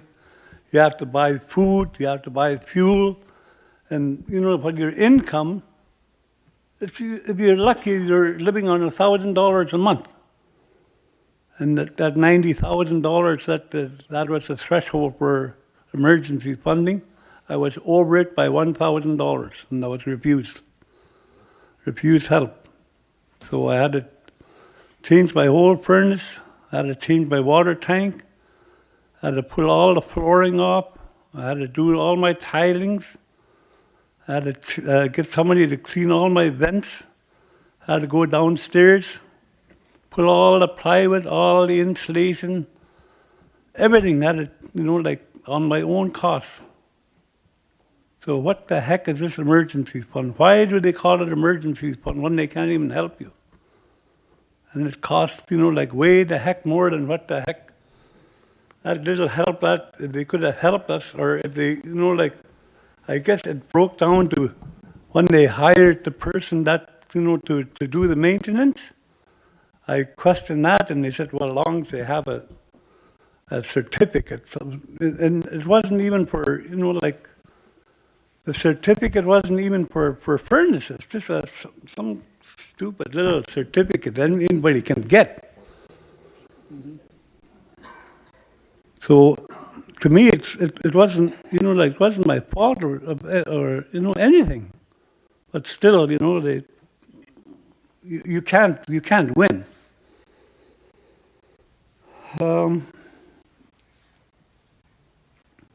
And the other thing that I know that this year they said I know in our region that there was whole bunch of money allocated for the Inuvialuit and Gwich'in for their for housing needs, and the first thing I heard was that we need to do a study. What the heck? Does communities know what the heck we know? We know what's happening in our community. Why do we need another study for another year? I mean, this is, to me, it's an emergency. People need houses. They need to, housing need to maintain their houses. And then they said, how many houses do you have in Sikachik that's empty? There's nothing. We're waiting for a little duplex to be built, and they're going to build that duplex right where the water is running to. No consultation to the community as where they should build this place. And that's still nothing happening there yet. But this study, it's crazy, all you need is go to the community, go to the leadership and say, what do you need here? We know what we need. We sent a letter to the housing about 3 years ago saying we need 17 units. So we know already what we need. We don't have to wait for another year to waste and when we know. And speaking of homelessness or somebody else, we have 3 homeless people in our community that are a nuisance in the community. So I think, there's time for actions, I was talking to the mayor earlier as one of the first ones to initiate this gathering in the Delta, and that's 40 years ago, and stuff still hasn't changed. Talking about housing, talking about rent. 40 years ago we talked about that. What, we're going to wait for another 40 years before we see something happen? Thank you.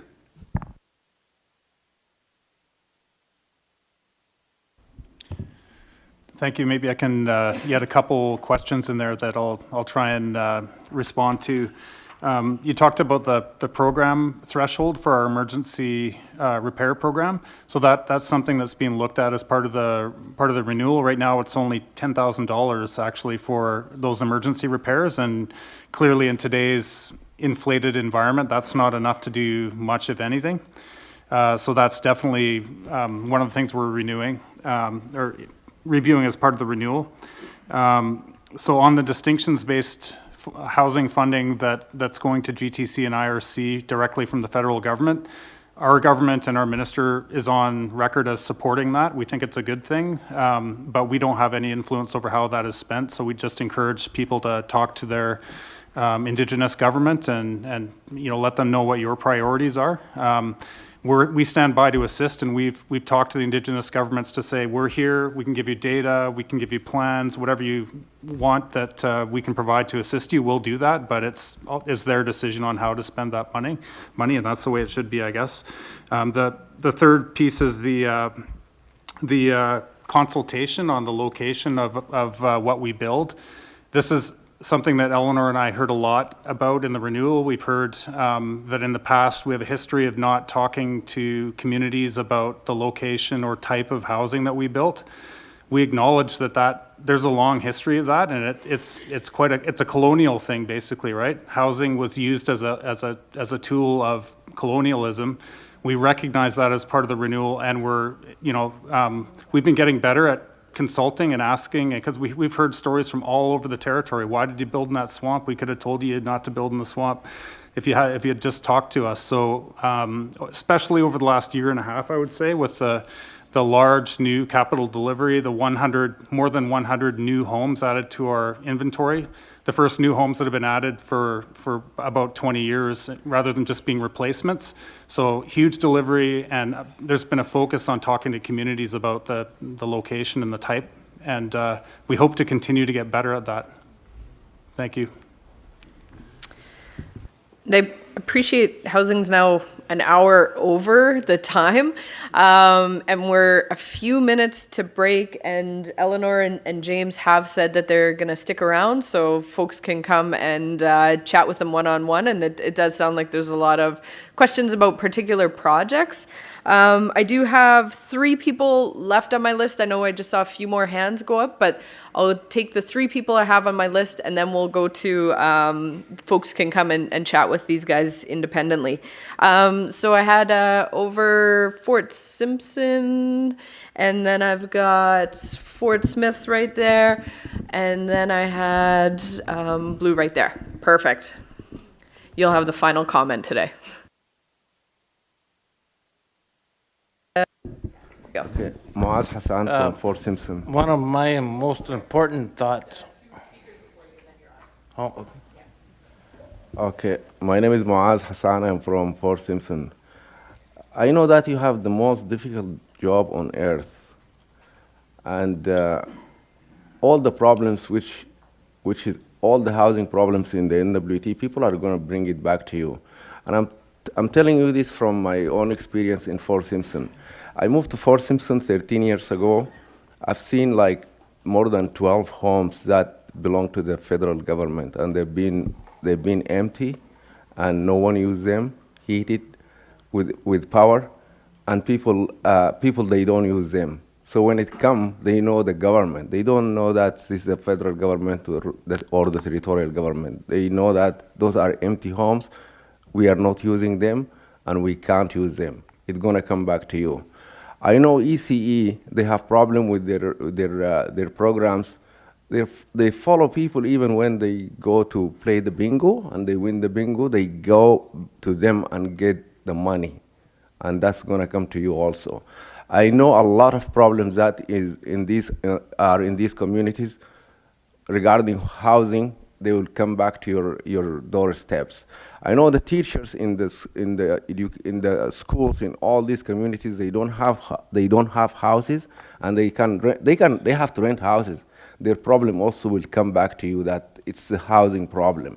So for you, I love the word that you said that you're gonna enhance or support the LHO, and that's really good, because those are the local community members who've been, all the LHOs, they run with the boards, local boards, and the local boards are local people who knows what's the problem, and they can help the government on how to support that. I would like to see that you guys support these local boards instead of, right now it's really good, it's going well. I used to be a board member, and the housing dissolved the board because they didn't agree with the board. It's a local board. And if we don't enforce the local governance or the local organizations or the local boards or the local communities, they will look at you just as a colonial system that's just telling them what to do. So for you to support the local boards is really very important, and to support the LHO is very important, and coordinate with other departments is really crucial. And thank you for your support to our community regarding the homelessness. And I know we all here face the homelessness problems in all communities, and it's not only your problem, it's all of us. It's a problem all over Canada. It's all over the world, the problem of homelessness. And I would like to see also a better plan to return back the power to the local communities to deal. You mentioned that to deal with these problems. You mentioned that the LHO, yeah, they are not social workers, they are not. But I can tell you, the social workers are making their life hell. Let us enhance, let us support these LHO's offices. Even if you hire if we hire a social worker in that office, that will help. We don't have to go back to people lost trust in the territorial government, and especially those small communities, they see Yellowknife at the center, get everything, even for the homelessness. Right now, if you are homeless in any of these communities, your community have to fight to solve the problem. If you are in Yellowknife, the government will step up and will fix the problem. Thank you. Thank you. Fort Smith?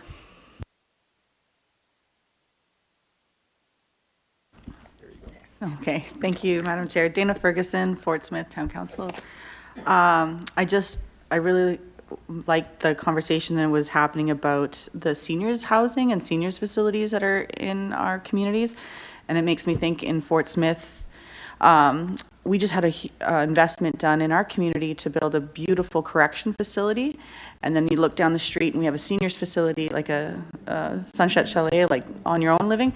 And it is in poor condition. It's old and it hasn't been updated. And that's where my 85-year-old auntie lives. And I'm thinking, when is housing what's your guys' plan for your assets, creating new places for specifically seniors? As our aging population grows, the number isn't going to decrease. They're going to have better facilities. And now after pandemic, with all what we learned from pandemic and those living conditions of senior facilities, how are you going to use that in development of your new facilities that you're going to come for in the creation? Thanks.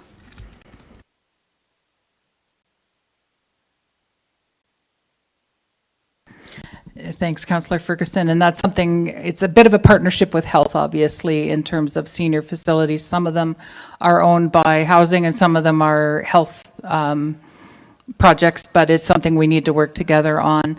In terms of what we're doing in terms of investment, both in existing facilities and in new facilities, we've been enhancing our capital plan, taking into account some of the work we did this past year on our core needs assessment. What is it, where is it we need to invest? Where's our aging assets? Where, what should we just be replacing at this point in time? And where do we have gaps, age group gaps, population gaps? We've got lots of data out there to try to figure out how to spread out the money that we are getting. And unfortunately, I think one of the things you all notice is that there might be an announcement of, say, $30 million, but the amount of houses in every single community, it doesn't even hit every community. It does take time to see some of those changes. But I think we have the plan for the next couple years. We can easily come in and meet with council and talk about what investments we've got planned and then talk about whether we need to be adjusting any of that work. And we'd be happy to have an invite in to chat with you at any point in time. Thank you. Final question or comment is to Darren from Enterprise. My question is CMHC, like Canadian Mortgage Housing, involved with anything to do with this? And for the younger people, we always focus on the older people, but it's the younger people that are going to be older people in the end. That's basic. Now, we need to focus on how do we get people into housing, like with a home, like for themselves. Now, housing obviously is an organization unto itself. It doesn't really worry about the next generation, from what I've seen. Anyway, my question is, for Enterprise and everywhere else, is how do we build this to a place that a young family can grow and be somebody? Because without a home, you're homeless. And we've been talking about homelessness, and that comes into another effect, is joblessness. We need jobs, and anyway, that's my point. Thank you. Thanks. And so to your first question, CMHC, Canada Mortgage and Housing, they've got a couple roles. One is they provide our core funding, if you want to call it that, which I mentioned earlier. It's been decreasing every year since 1994. They had told us that by 2038 that our operating and maintenance funding would be gone, and that we would have to fund it ourselves as a GNWT. We are continuing to have that conversation with Canada, because obviously we are not a big enough government to be able to do it on our own. We still need that federal money to pay for our operations and maintenance on our buildings. So that's one conversation that we continue to have with Canada, but we have what they call a bilateral funding agreement for our operating funding. And then they also have one of the big ones you would have heard, for example, in the last couple of years, is something called the Co-Investment Fund, which GNWT, other governments are able to apply on for housing. And so they deliver that and other federal funding for housing and homelessness. A lot of the federal funding that's available for that is through CMHC. Any of you who have tried to work through one of their funding applications, it's long and cumbersome and difficult, and we are trying to sort that out. One of the really nice changes this past year with a lot of the funding that both Indigenous governments and housing has gotten is it's come from Crown Indigenous Relations and has had less hoops to jump through, which has made it a little bit easier to decide where to put the money and spend the money. So they're really important to us in our day-to-day business, I guess, long and short of it. To your point about the younger population, I would venture to guess that the wait list in every single one of your communities is people needing bachelor one-bedroom units, because it's all the young folks that need to get out on their own, out from under their parents' thumbs, and get a place of their own and start their life. And it's a huge issue in many of our communities. And so we're not building the single-family homes that we built in the past. We are building smaller units designed for smaller families as the starter units from the public housing perspective, and trying to find ways to support that from the home ownership side as well. And if Enterprise hasn't had our community planning, housing planning conversation yet, we'd love to come in, because it's that conversation with the community government about where your priorities are and what the needs are the most that helps us and the other folks that work with housing in the territory to understand where the priorities are for your community, and we can help focus on that. So again, happy to have more conversations with your community. Thanks, Eleanor.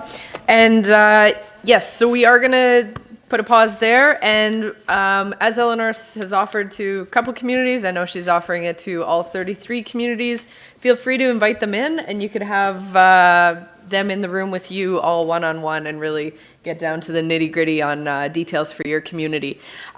So with that, we will take a break and come back at 3:30. And don't forget, there's trade shows all around, as well as outside.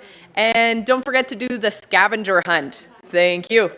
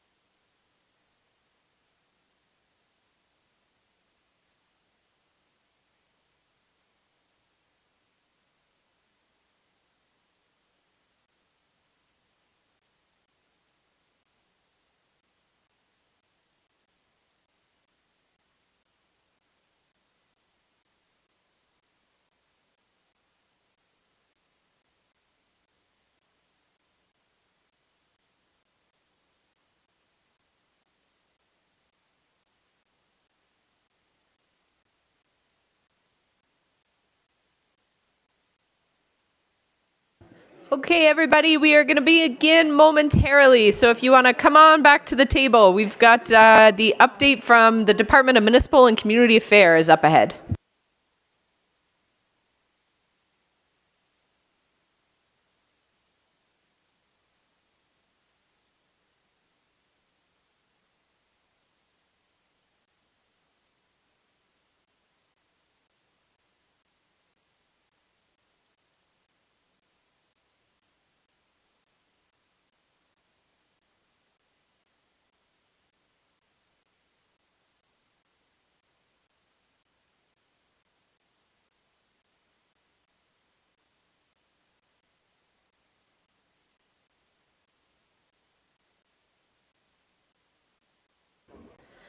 Okay.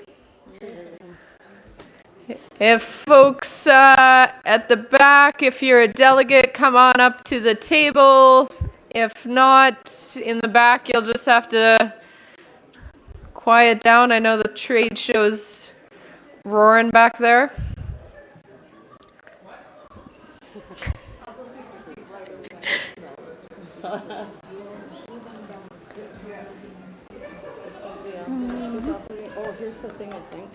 Okay, so I'd like to welcome the Department of Municipal and Community Affairs.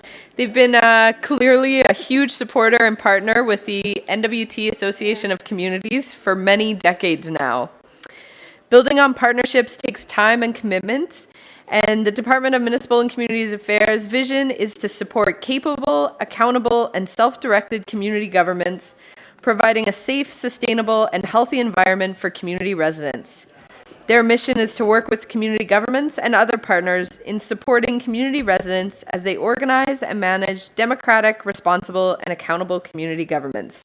With that, I will welcome Deputy Minister Laura Garreau, Assistant Deputy Minister Sonia Saunders, and Director of Policy and Planning, Corporate Affairs, Jennifer Young. Thank you. You bet. Hello, can everybody hear me okay? I'm just going to adjust my mic a little bit. Okay. Hello, everyone. We're very happy to be here today to meet with you and talk with you all in person. I did meet many of you. Oh, sorry, you can't hear me? Okay, how's that? Better? Okay. Hi again, everyone. Yeah, just really happy to be here and see everybody in person. I don't want to dwell on the past. I know it's been a long couple of years for everybody, and I know I certainly missed meeting all of you, traveling to communities and spending some time and getting to know you all better.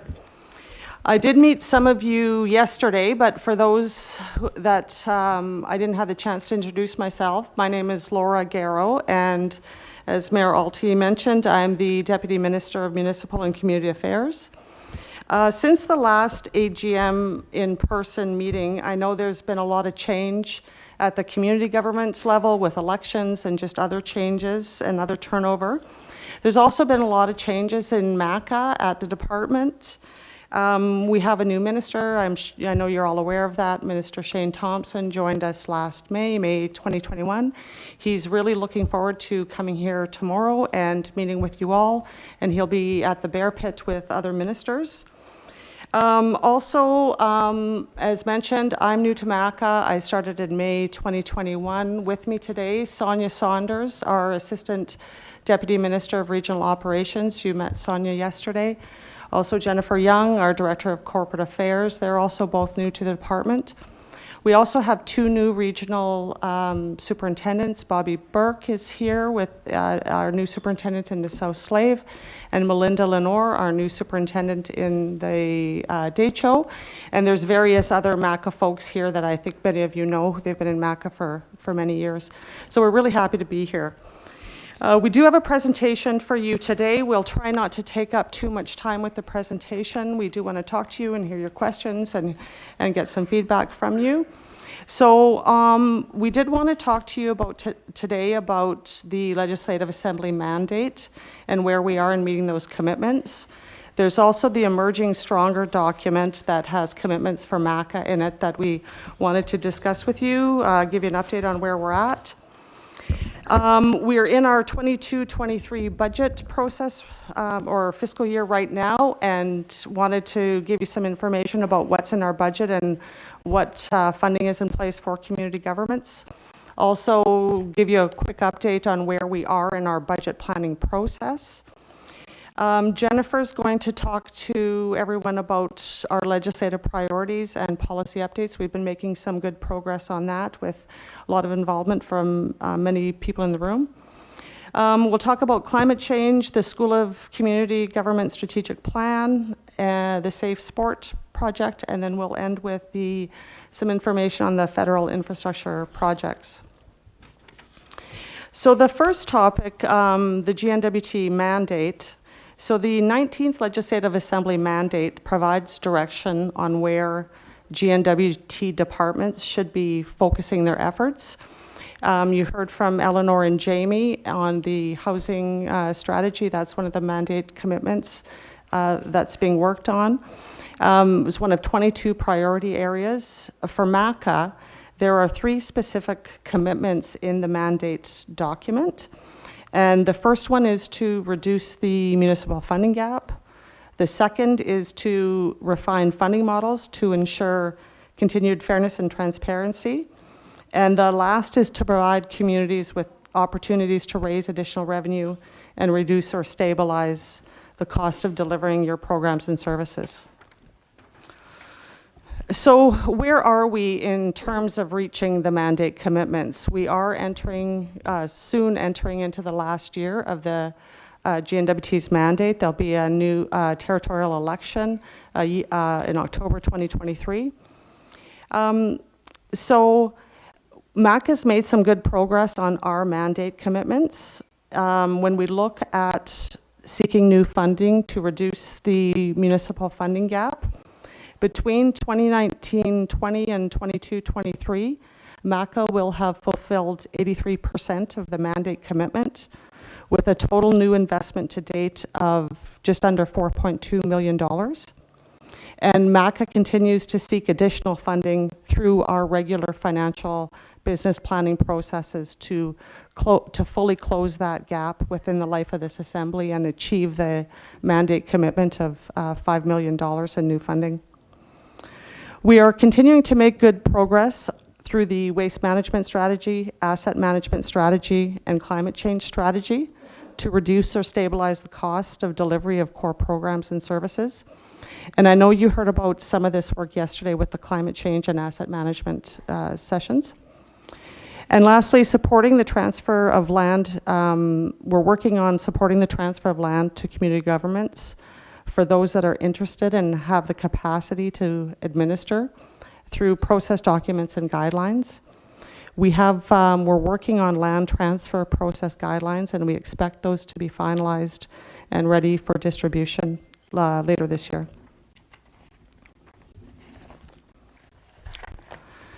In addition to the mandate commitments, MACA also has commitments in the GNWT's Emerging Stronger, Planning Our Economic and Social Recovery document. This document was released in 2021, and it outlines the GNWT's actions to assist with recovery from the COVID pandemic. For MACA, we have a goal to advance emergency response work based on lessons learned from the initial stages of the pandemic. MACA has identified several activities, and you'll see those outlined on these slides just very quickly. Tools and resources to help community governments with your pandemic business continuity and emergency planning. Working with you to review your emergency plans annually, and we'll be resuming emergency planning workshops. And lastly, reprofiling positions to establish dedicated regional EMO staff. And I know Sonia talked to you about this work yesterday, so I won't spend more time on that. The next item I wanted to provide an update on is the budget changes that are in place this current fiscal year in MACA's budget. So our current fiscal year budget includes just under $1.3 million in increases to community governments. That funding, the bulk of that funding, $833,000, was targeted at the municipal funding gap. There was some funding provided to the Delaney provided to the Delaney self-government under the self-government agreement. And lastly, there was funding provided to the MTAs for the grants in lieu of property taxes program. The increase of $833,000 referenced on this slide for the municipal funding gap went to the water sewer funding. So some of you would have seen increases this year for that purpose. In 22-23, MAC is providing community governments with just under 50 million for O&M, just under 20 million for water sewer, 31.5 million for capital funding, and as noted, just under 4.2 million for funding to reduce the municipal funding gap. In terms of where we are in our business planning process, we've just started that process.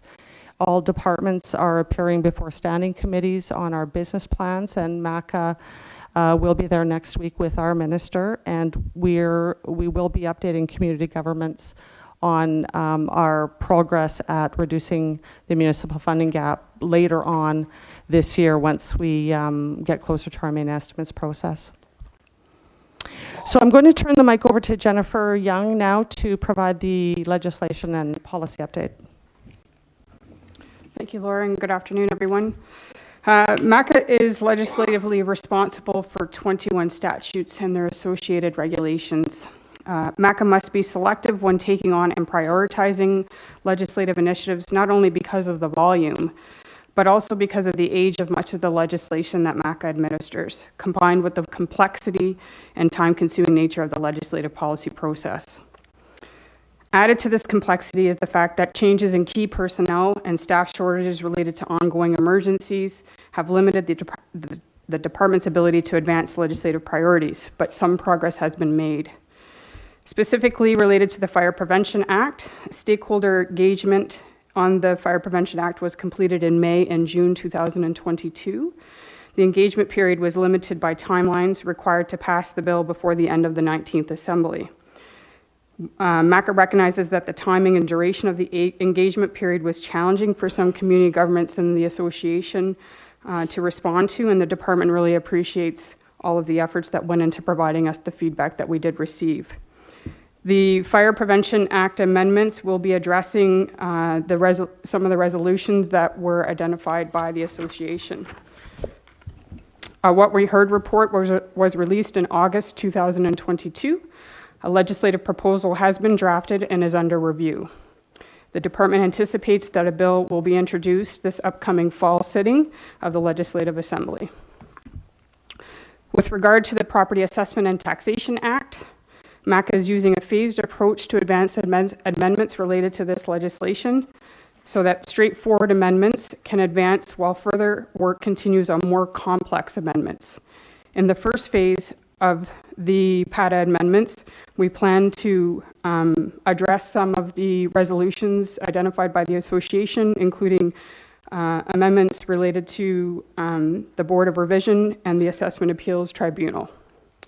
The second phase is intended to address more complex issues and will propose a more comprehensive update that will examine property taxation and authorities.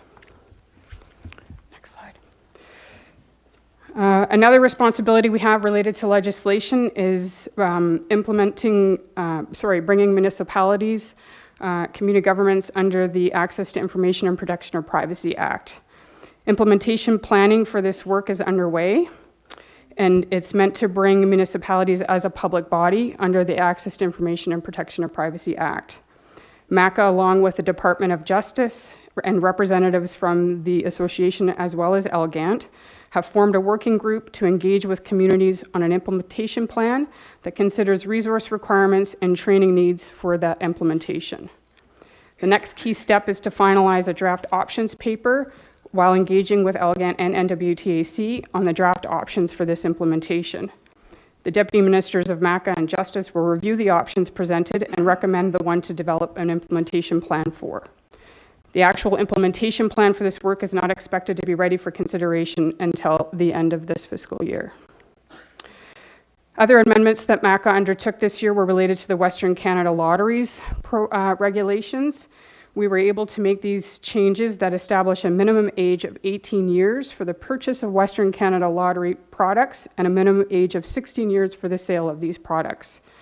These changes allowed the NWT to participate in an app that the Western Canada Lottery program is launching.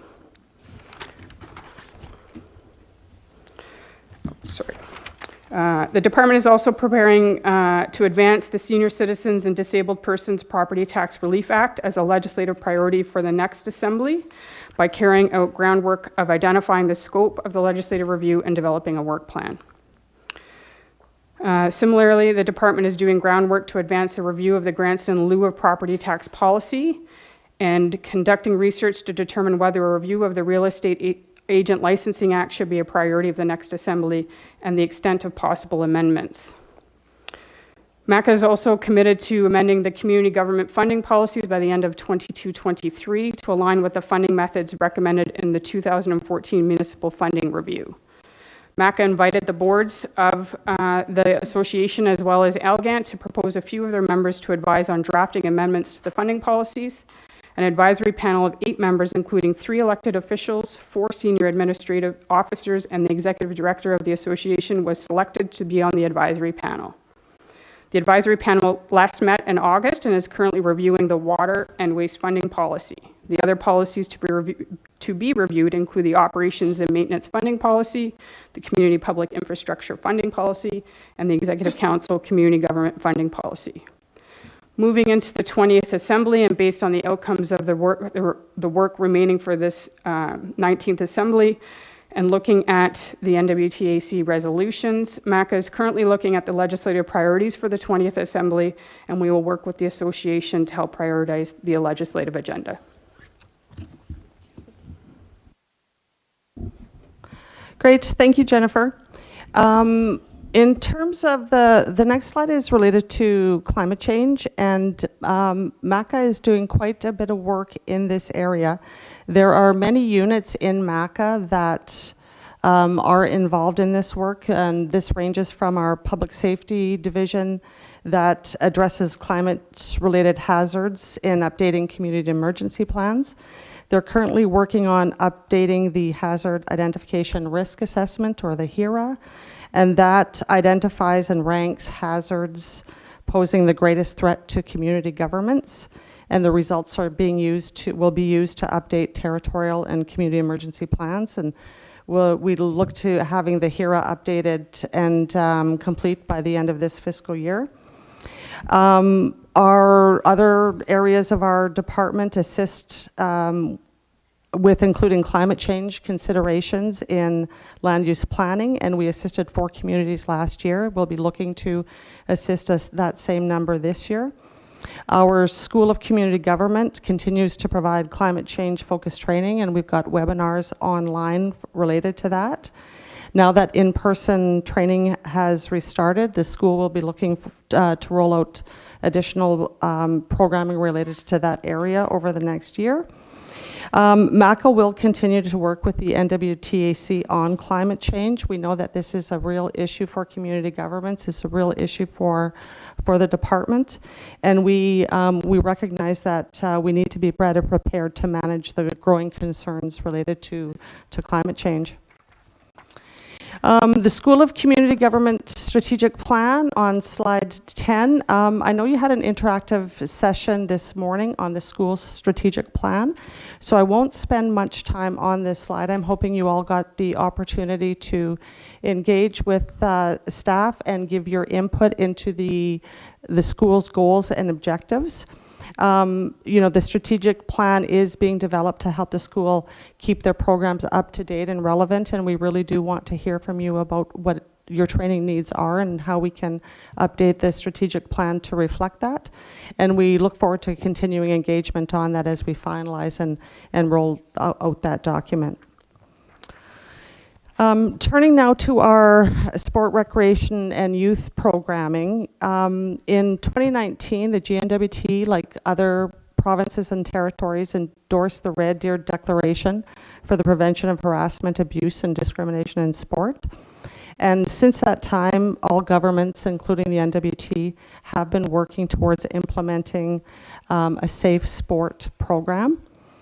Current activity is a working group with representatives from sport organizations, including both individual and team sports, has helped to develop an approach that will see a common suite of safe sport policies. So everybody will generally have the same policies related to the prevention of harassment, abuse, and discrimination. We're also looking for each board of directors of organizations to add a safe sport coordinator. And there would also be some form of mandatory training for all athletes, coaches, and officials. MACA is working with and encouraging sport and recreation organizations to actively engage with their stakeholders on the implementation of safe sport practices. MACA is supporting organizations through this process with education, training, communications, and awareness. Our Sport, Rec, and Youth Division is actively meeting with TSOs and other stakeholders. And we expect the work on the Safe Sport program to begin this fall and continue over the winter. The last few slides provide information on where we are with our federal engagement-related infrastructure funding. The challenges experienced by communities in northern and Arctic regions are well recognized within MACA and within the GNWT. And the GNWT really continues to engage with Infrastructure Canada on more funding for community infrastructure needs. When we have those discussions, we do look to your capital plans and your asset management data and other documents to help us make that funding case. We know that historically funding requirements have indicated a need for roads, water and sewer, and waste funding, and we've seen that the federal government be responsive to that. We do continue to work with Infrastructure Canada so that they understand northern needs and approaches to capital funding. We are very different, and that is the case that we make to the federal government. Sometimes their funding programs are very, very applicable for other provinces and territories. They just don't work in the north, and that's where our advocacy comes in. So the last slide provides information on federal funding programs in the NWT. I'm sure you're all aware of these funding programs, but I'll just quickly recap where we are with them. The Investing in Canada Infrastructure Program, or ICIP funding, is fully allocated, and you see on the slide all the different projects that are recipients of that funding. That was a $117 million program. In addition, the Small Communities Fund agreement has a total of 35 approved projects, and with a total of about $39 million in federal funding. MACA continues to administer the Canada Community Building Fund, the CCBF, used to be known as the gas tax agreement. This program is a favorite of community governments across the country. It's flexible and compared to many other funding programs, pretty good reporting requirements. MACA rolls out approximately $17 million annually with that. We did see the resolution, and the agreement is scheduled for renegotiation and renewal in spring 2024. However, to date, Canada has not engaged with any provinces or territories on its renewal, but when they do, MACA will be reaching out to the NWTAC. We know that there were some COVID-related delays on construction projects, and so it's good that now that some of that has passed, construction in some communities has resumed. This will ensure that community governments get the infrastructure needed to provide community services. MACA does not yet have any news on any new federal infrastructure programs that the Government of Canada may be rolling out. But when we do, we'll be advocating for money for planning for things like climate change impacts. We recognize that this is a funding gap, and we will continue to advocate to Canada for municipal funding for community governments. So thank you. That concludes our presentation, and we're happy to take any questions or comments you may have. Thanks.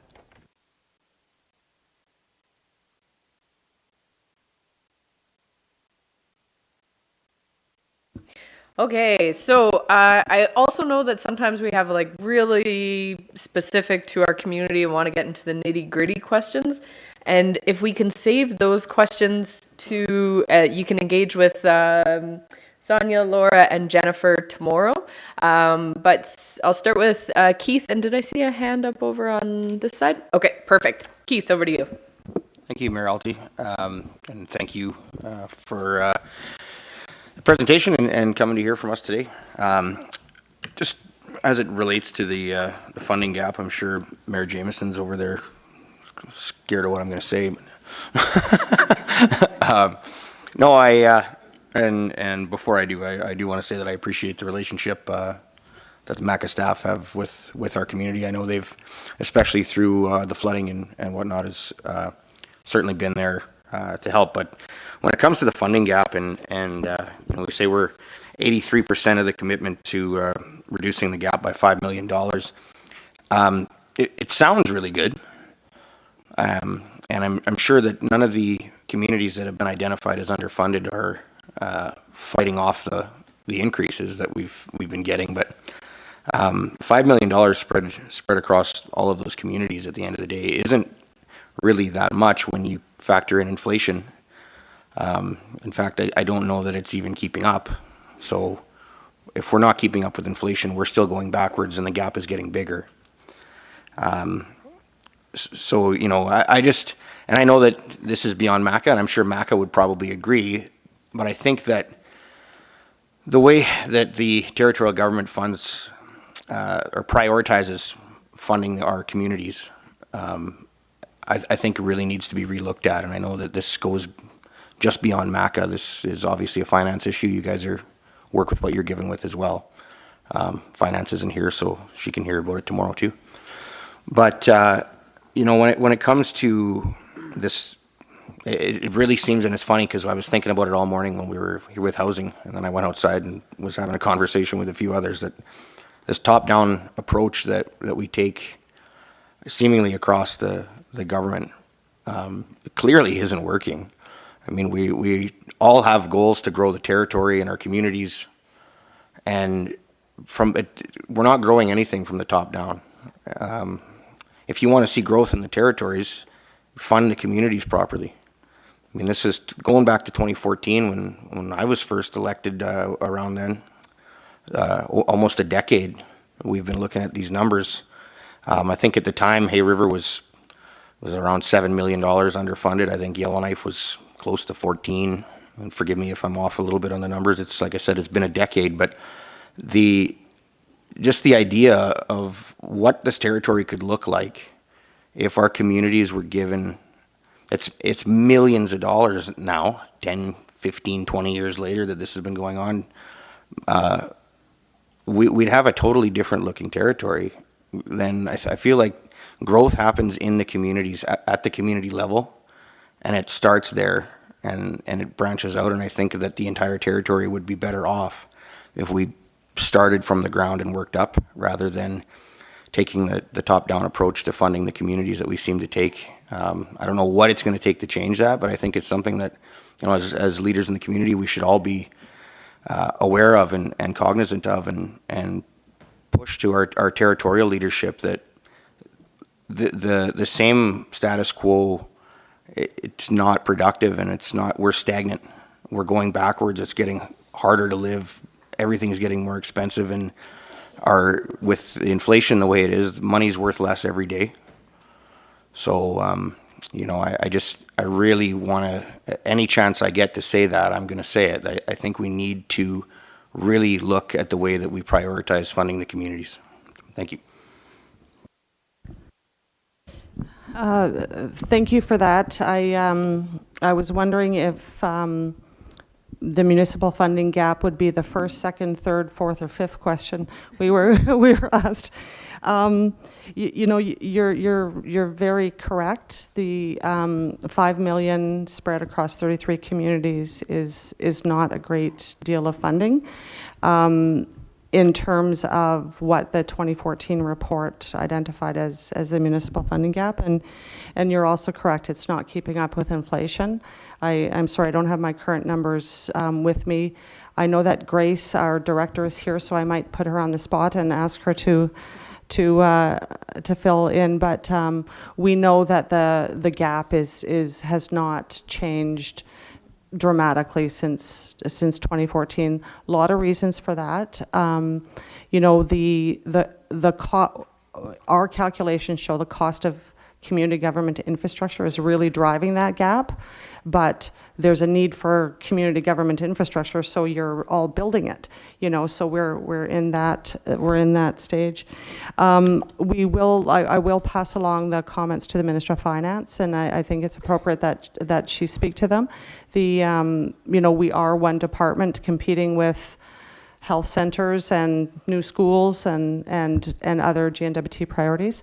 I will say, though, that some of you may not know this. I spent 9 years at MACA several years ago. I left in 2012, but you know, and I've been through several funding and reduction exercises across government, and community governments have typically been, and I know this will be no comfort for many of you who have real funding pressures, but the GNWT has consistently protected community governments from things like whole-scale funding cuts and reductions, you know, and like I said, not a lot of comfort, but I think it does show that the government GNWT is very much aware of the pressures that all of you face on the inflation side.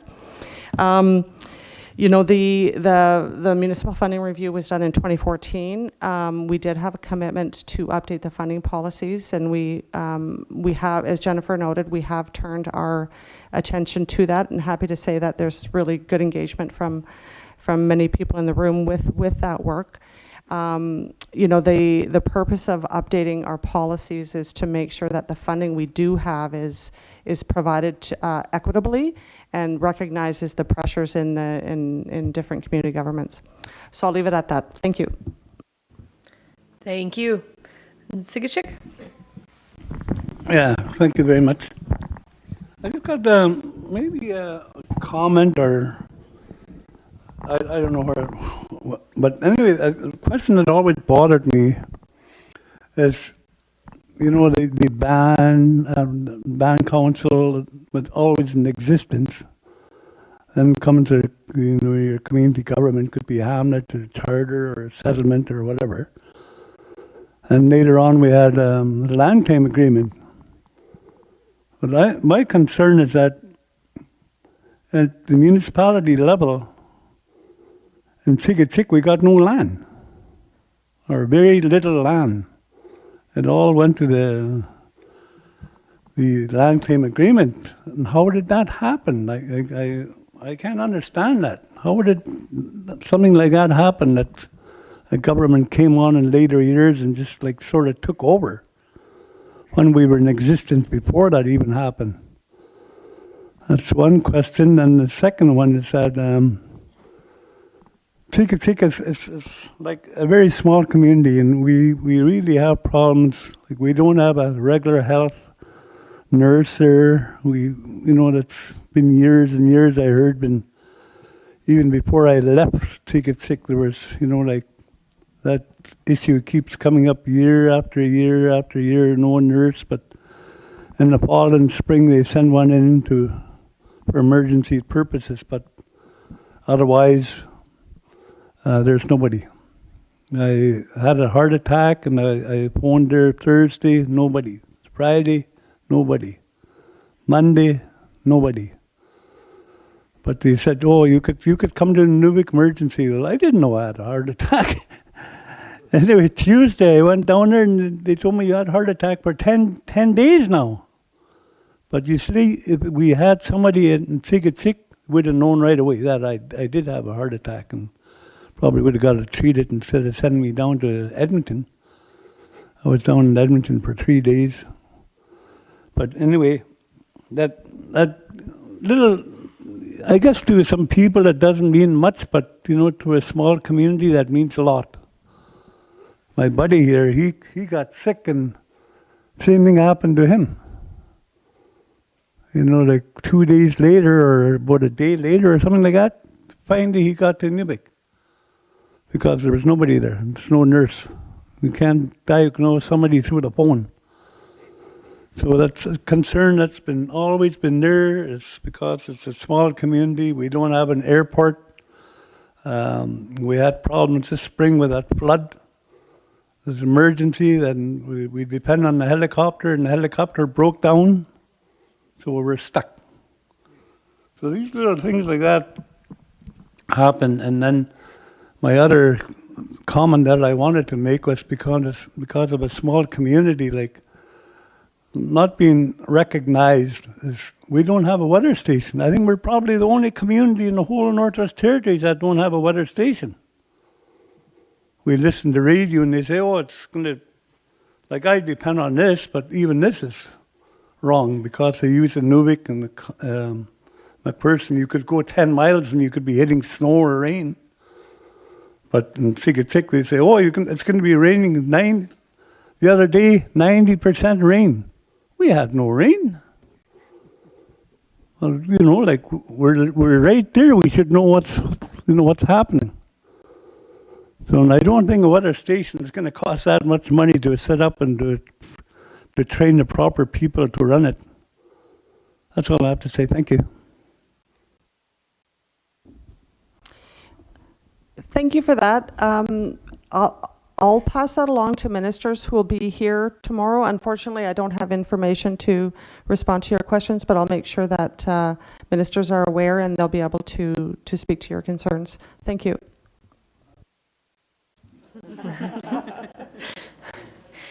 Even in Yellowknife, we have the same problem. You look at, then I go, I think it's raining, but it says it's sunny. I'll put my rain jacket on. Did I see, Sean, did your hand up? There we go. Yeah, Sean Welly, Fort Simpson.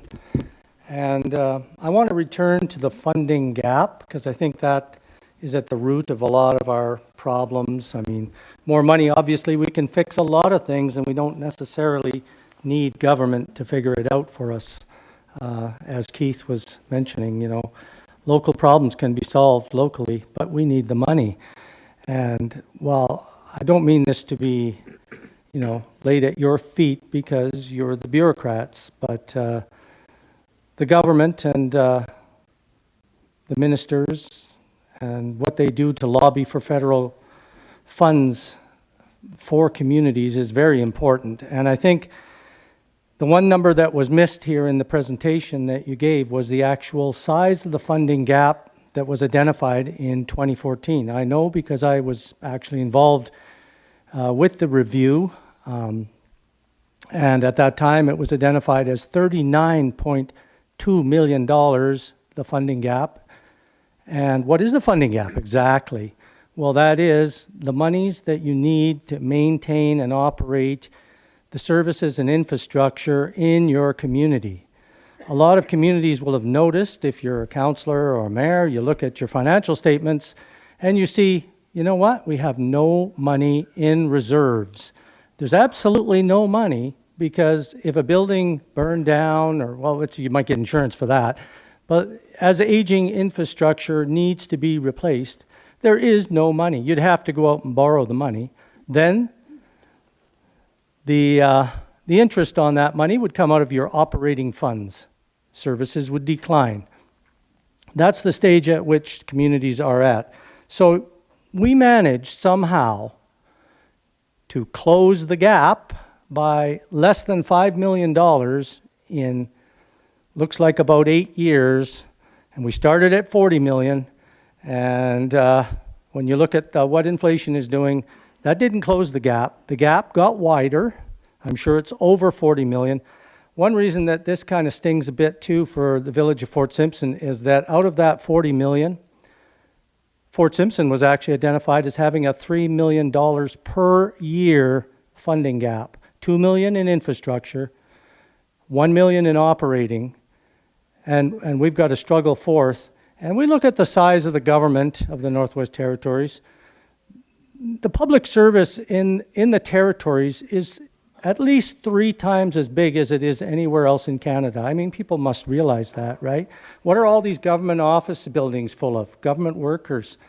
And that's where a lot of the money goes. There's a huge bureaucratic overhead in the Northwest Territories. unfortunately. And by the time the money dribbles down to the community level, there's almost nothing left.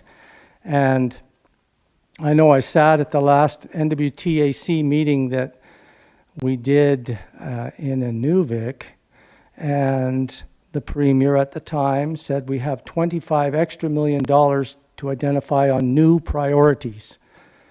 And that's when this $5 million target came up. And I mean, at least kudos to the department. They did get the $5 million out there over staged several years. And as you say, I mean, we appreciate any attempt to close the gap, but it's not enough by far. We noticed when Stanton Hospital was built that somehow in the planning stages, the property tax that needed to be paid on the Triple P project over the next 20 years had been overlooked. So it wasn't $700 million, it was $800 million that needed to be paid for the hospital, and that was a $100 million oversight. The government, I noticed, just said, oh, well, we'll just find that somewhere.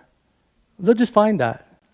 Well, no such attempt has been made to try to find the $40 million, and so 40 million times 8 years is about a third of $1 billion that's just never gone to the communities.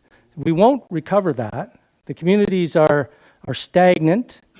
Yellowknife, luckily, because they have a very rich tax base and the mines were active for many years, they haven't had the same issue. But where's the brain trust? Where's all the smart people? They're in Yellowknife. So they're not seeing the problem in quite the same way as we in the community see it. So, you know, this is like one of the key issues. We can talk about small issues or we could talk about big issues. Big issues is the money. The money needs to be identified. It has to be lobbied for. I don't ever see in the press the government going out and standing up to the federal government and saying this is a key priority for the whole Northwest Territories. We need to fund the communities. You know, the other things MACA does, training and everything, that's fine. That's good. Emergency planning assistance and things like that. But the communities, we need the tools, we need the money to be able to do the things we need to accomplish. So, I mean, on the attempt, you know, I'll give you like a D minus. I can't say anything better than that because it's got to improve drastically. And that's what I want to say. Okay, thanks. Thank you. And yeah, it's definitely one of the major issues. And I think the government can kill two birds with one stone, because one of the things is if the funding gap's closed, it's more money to the community governments to actually hire the people to do roads, water, and sewer, to do the recreation program.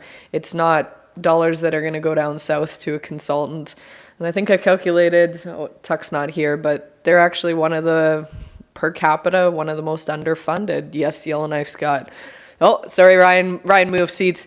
Yellowknife's got the big figure of 11 million, but when you start breaking it down per capita, it's a big number that communities are being underfunded, and it hurts too. With, you know, Yellowknifers are going to get a double-digit tax increase unless we do some service cuts, and nobody wants, you know, we can't just deliver water just 6 out of the 7 days a week, or pick up your sewer and all that stuff 6 out of the 7 days. So then it starts to get into the quote-unquote fun stuff of recreation, but that's important. We all saw that with mental health and COVID. So, and you can't attract and retain you can't attract and retain residents if all you're offering is like clean drinking water and good sewage. Like, residents are gonna go somewhere where they can deliver clean water, sewage properly maintained,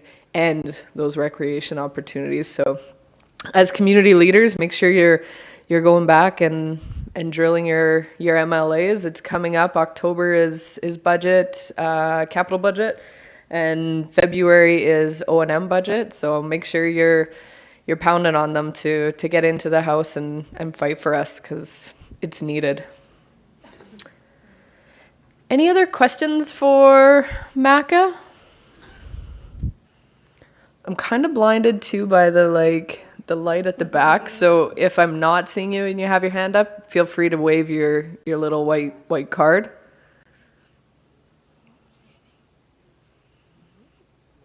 No. Okay. It's also 4:20, so I'm sure it's Friday and our brains are full of info. And with that, I'm gonna say let's take a pause for today. Tonight is a free night, so, go enjoy our beautiful city in moderation, because you have to be back here tomorrow at 8:45 a.m. And we'll have another full day of exciting meetings. Thank you, everybody. See you tomorrow morning. And thanks to Maka for coming out, of course.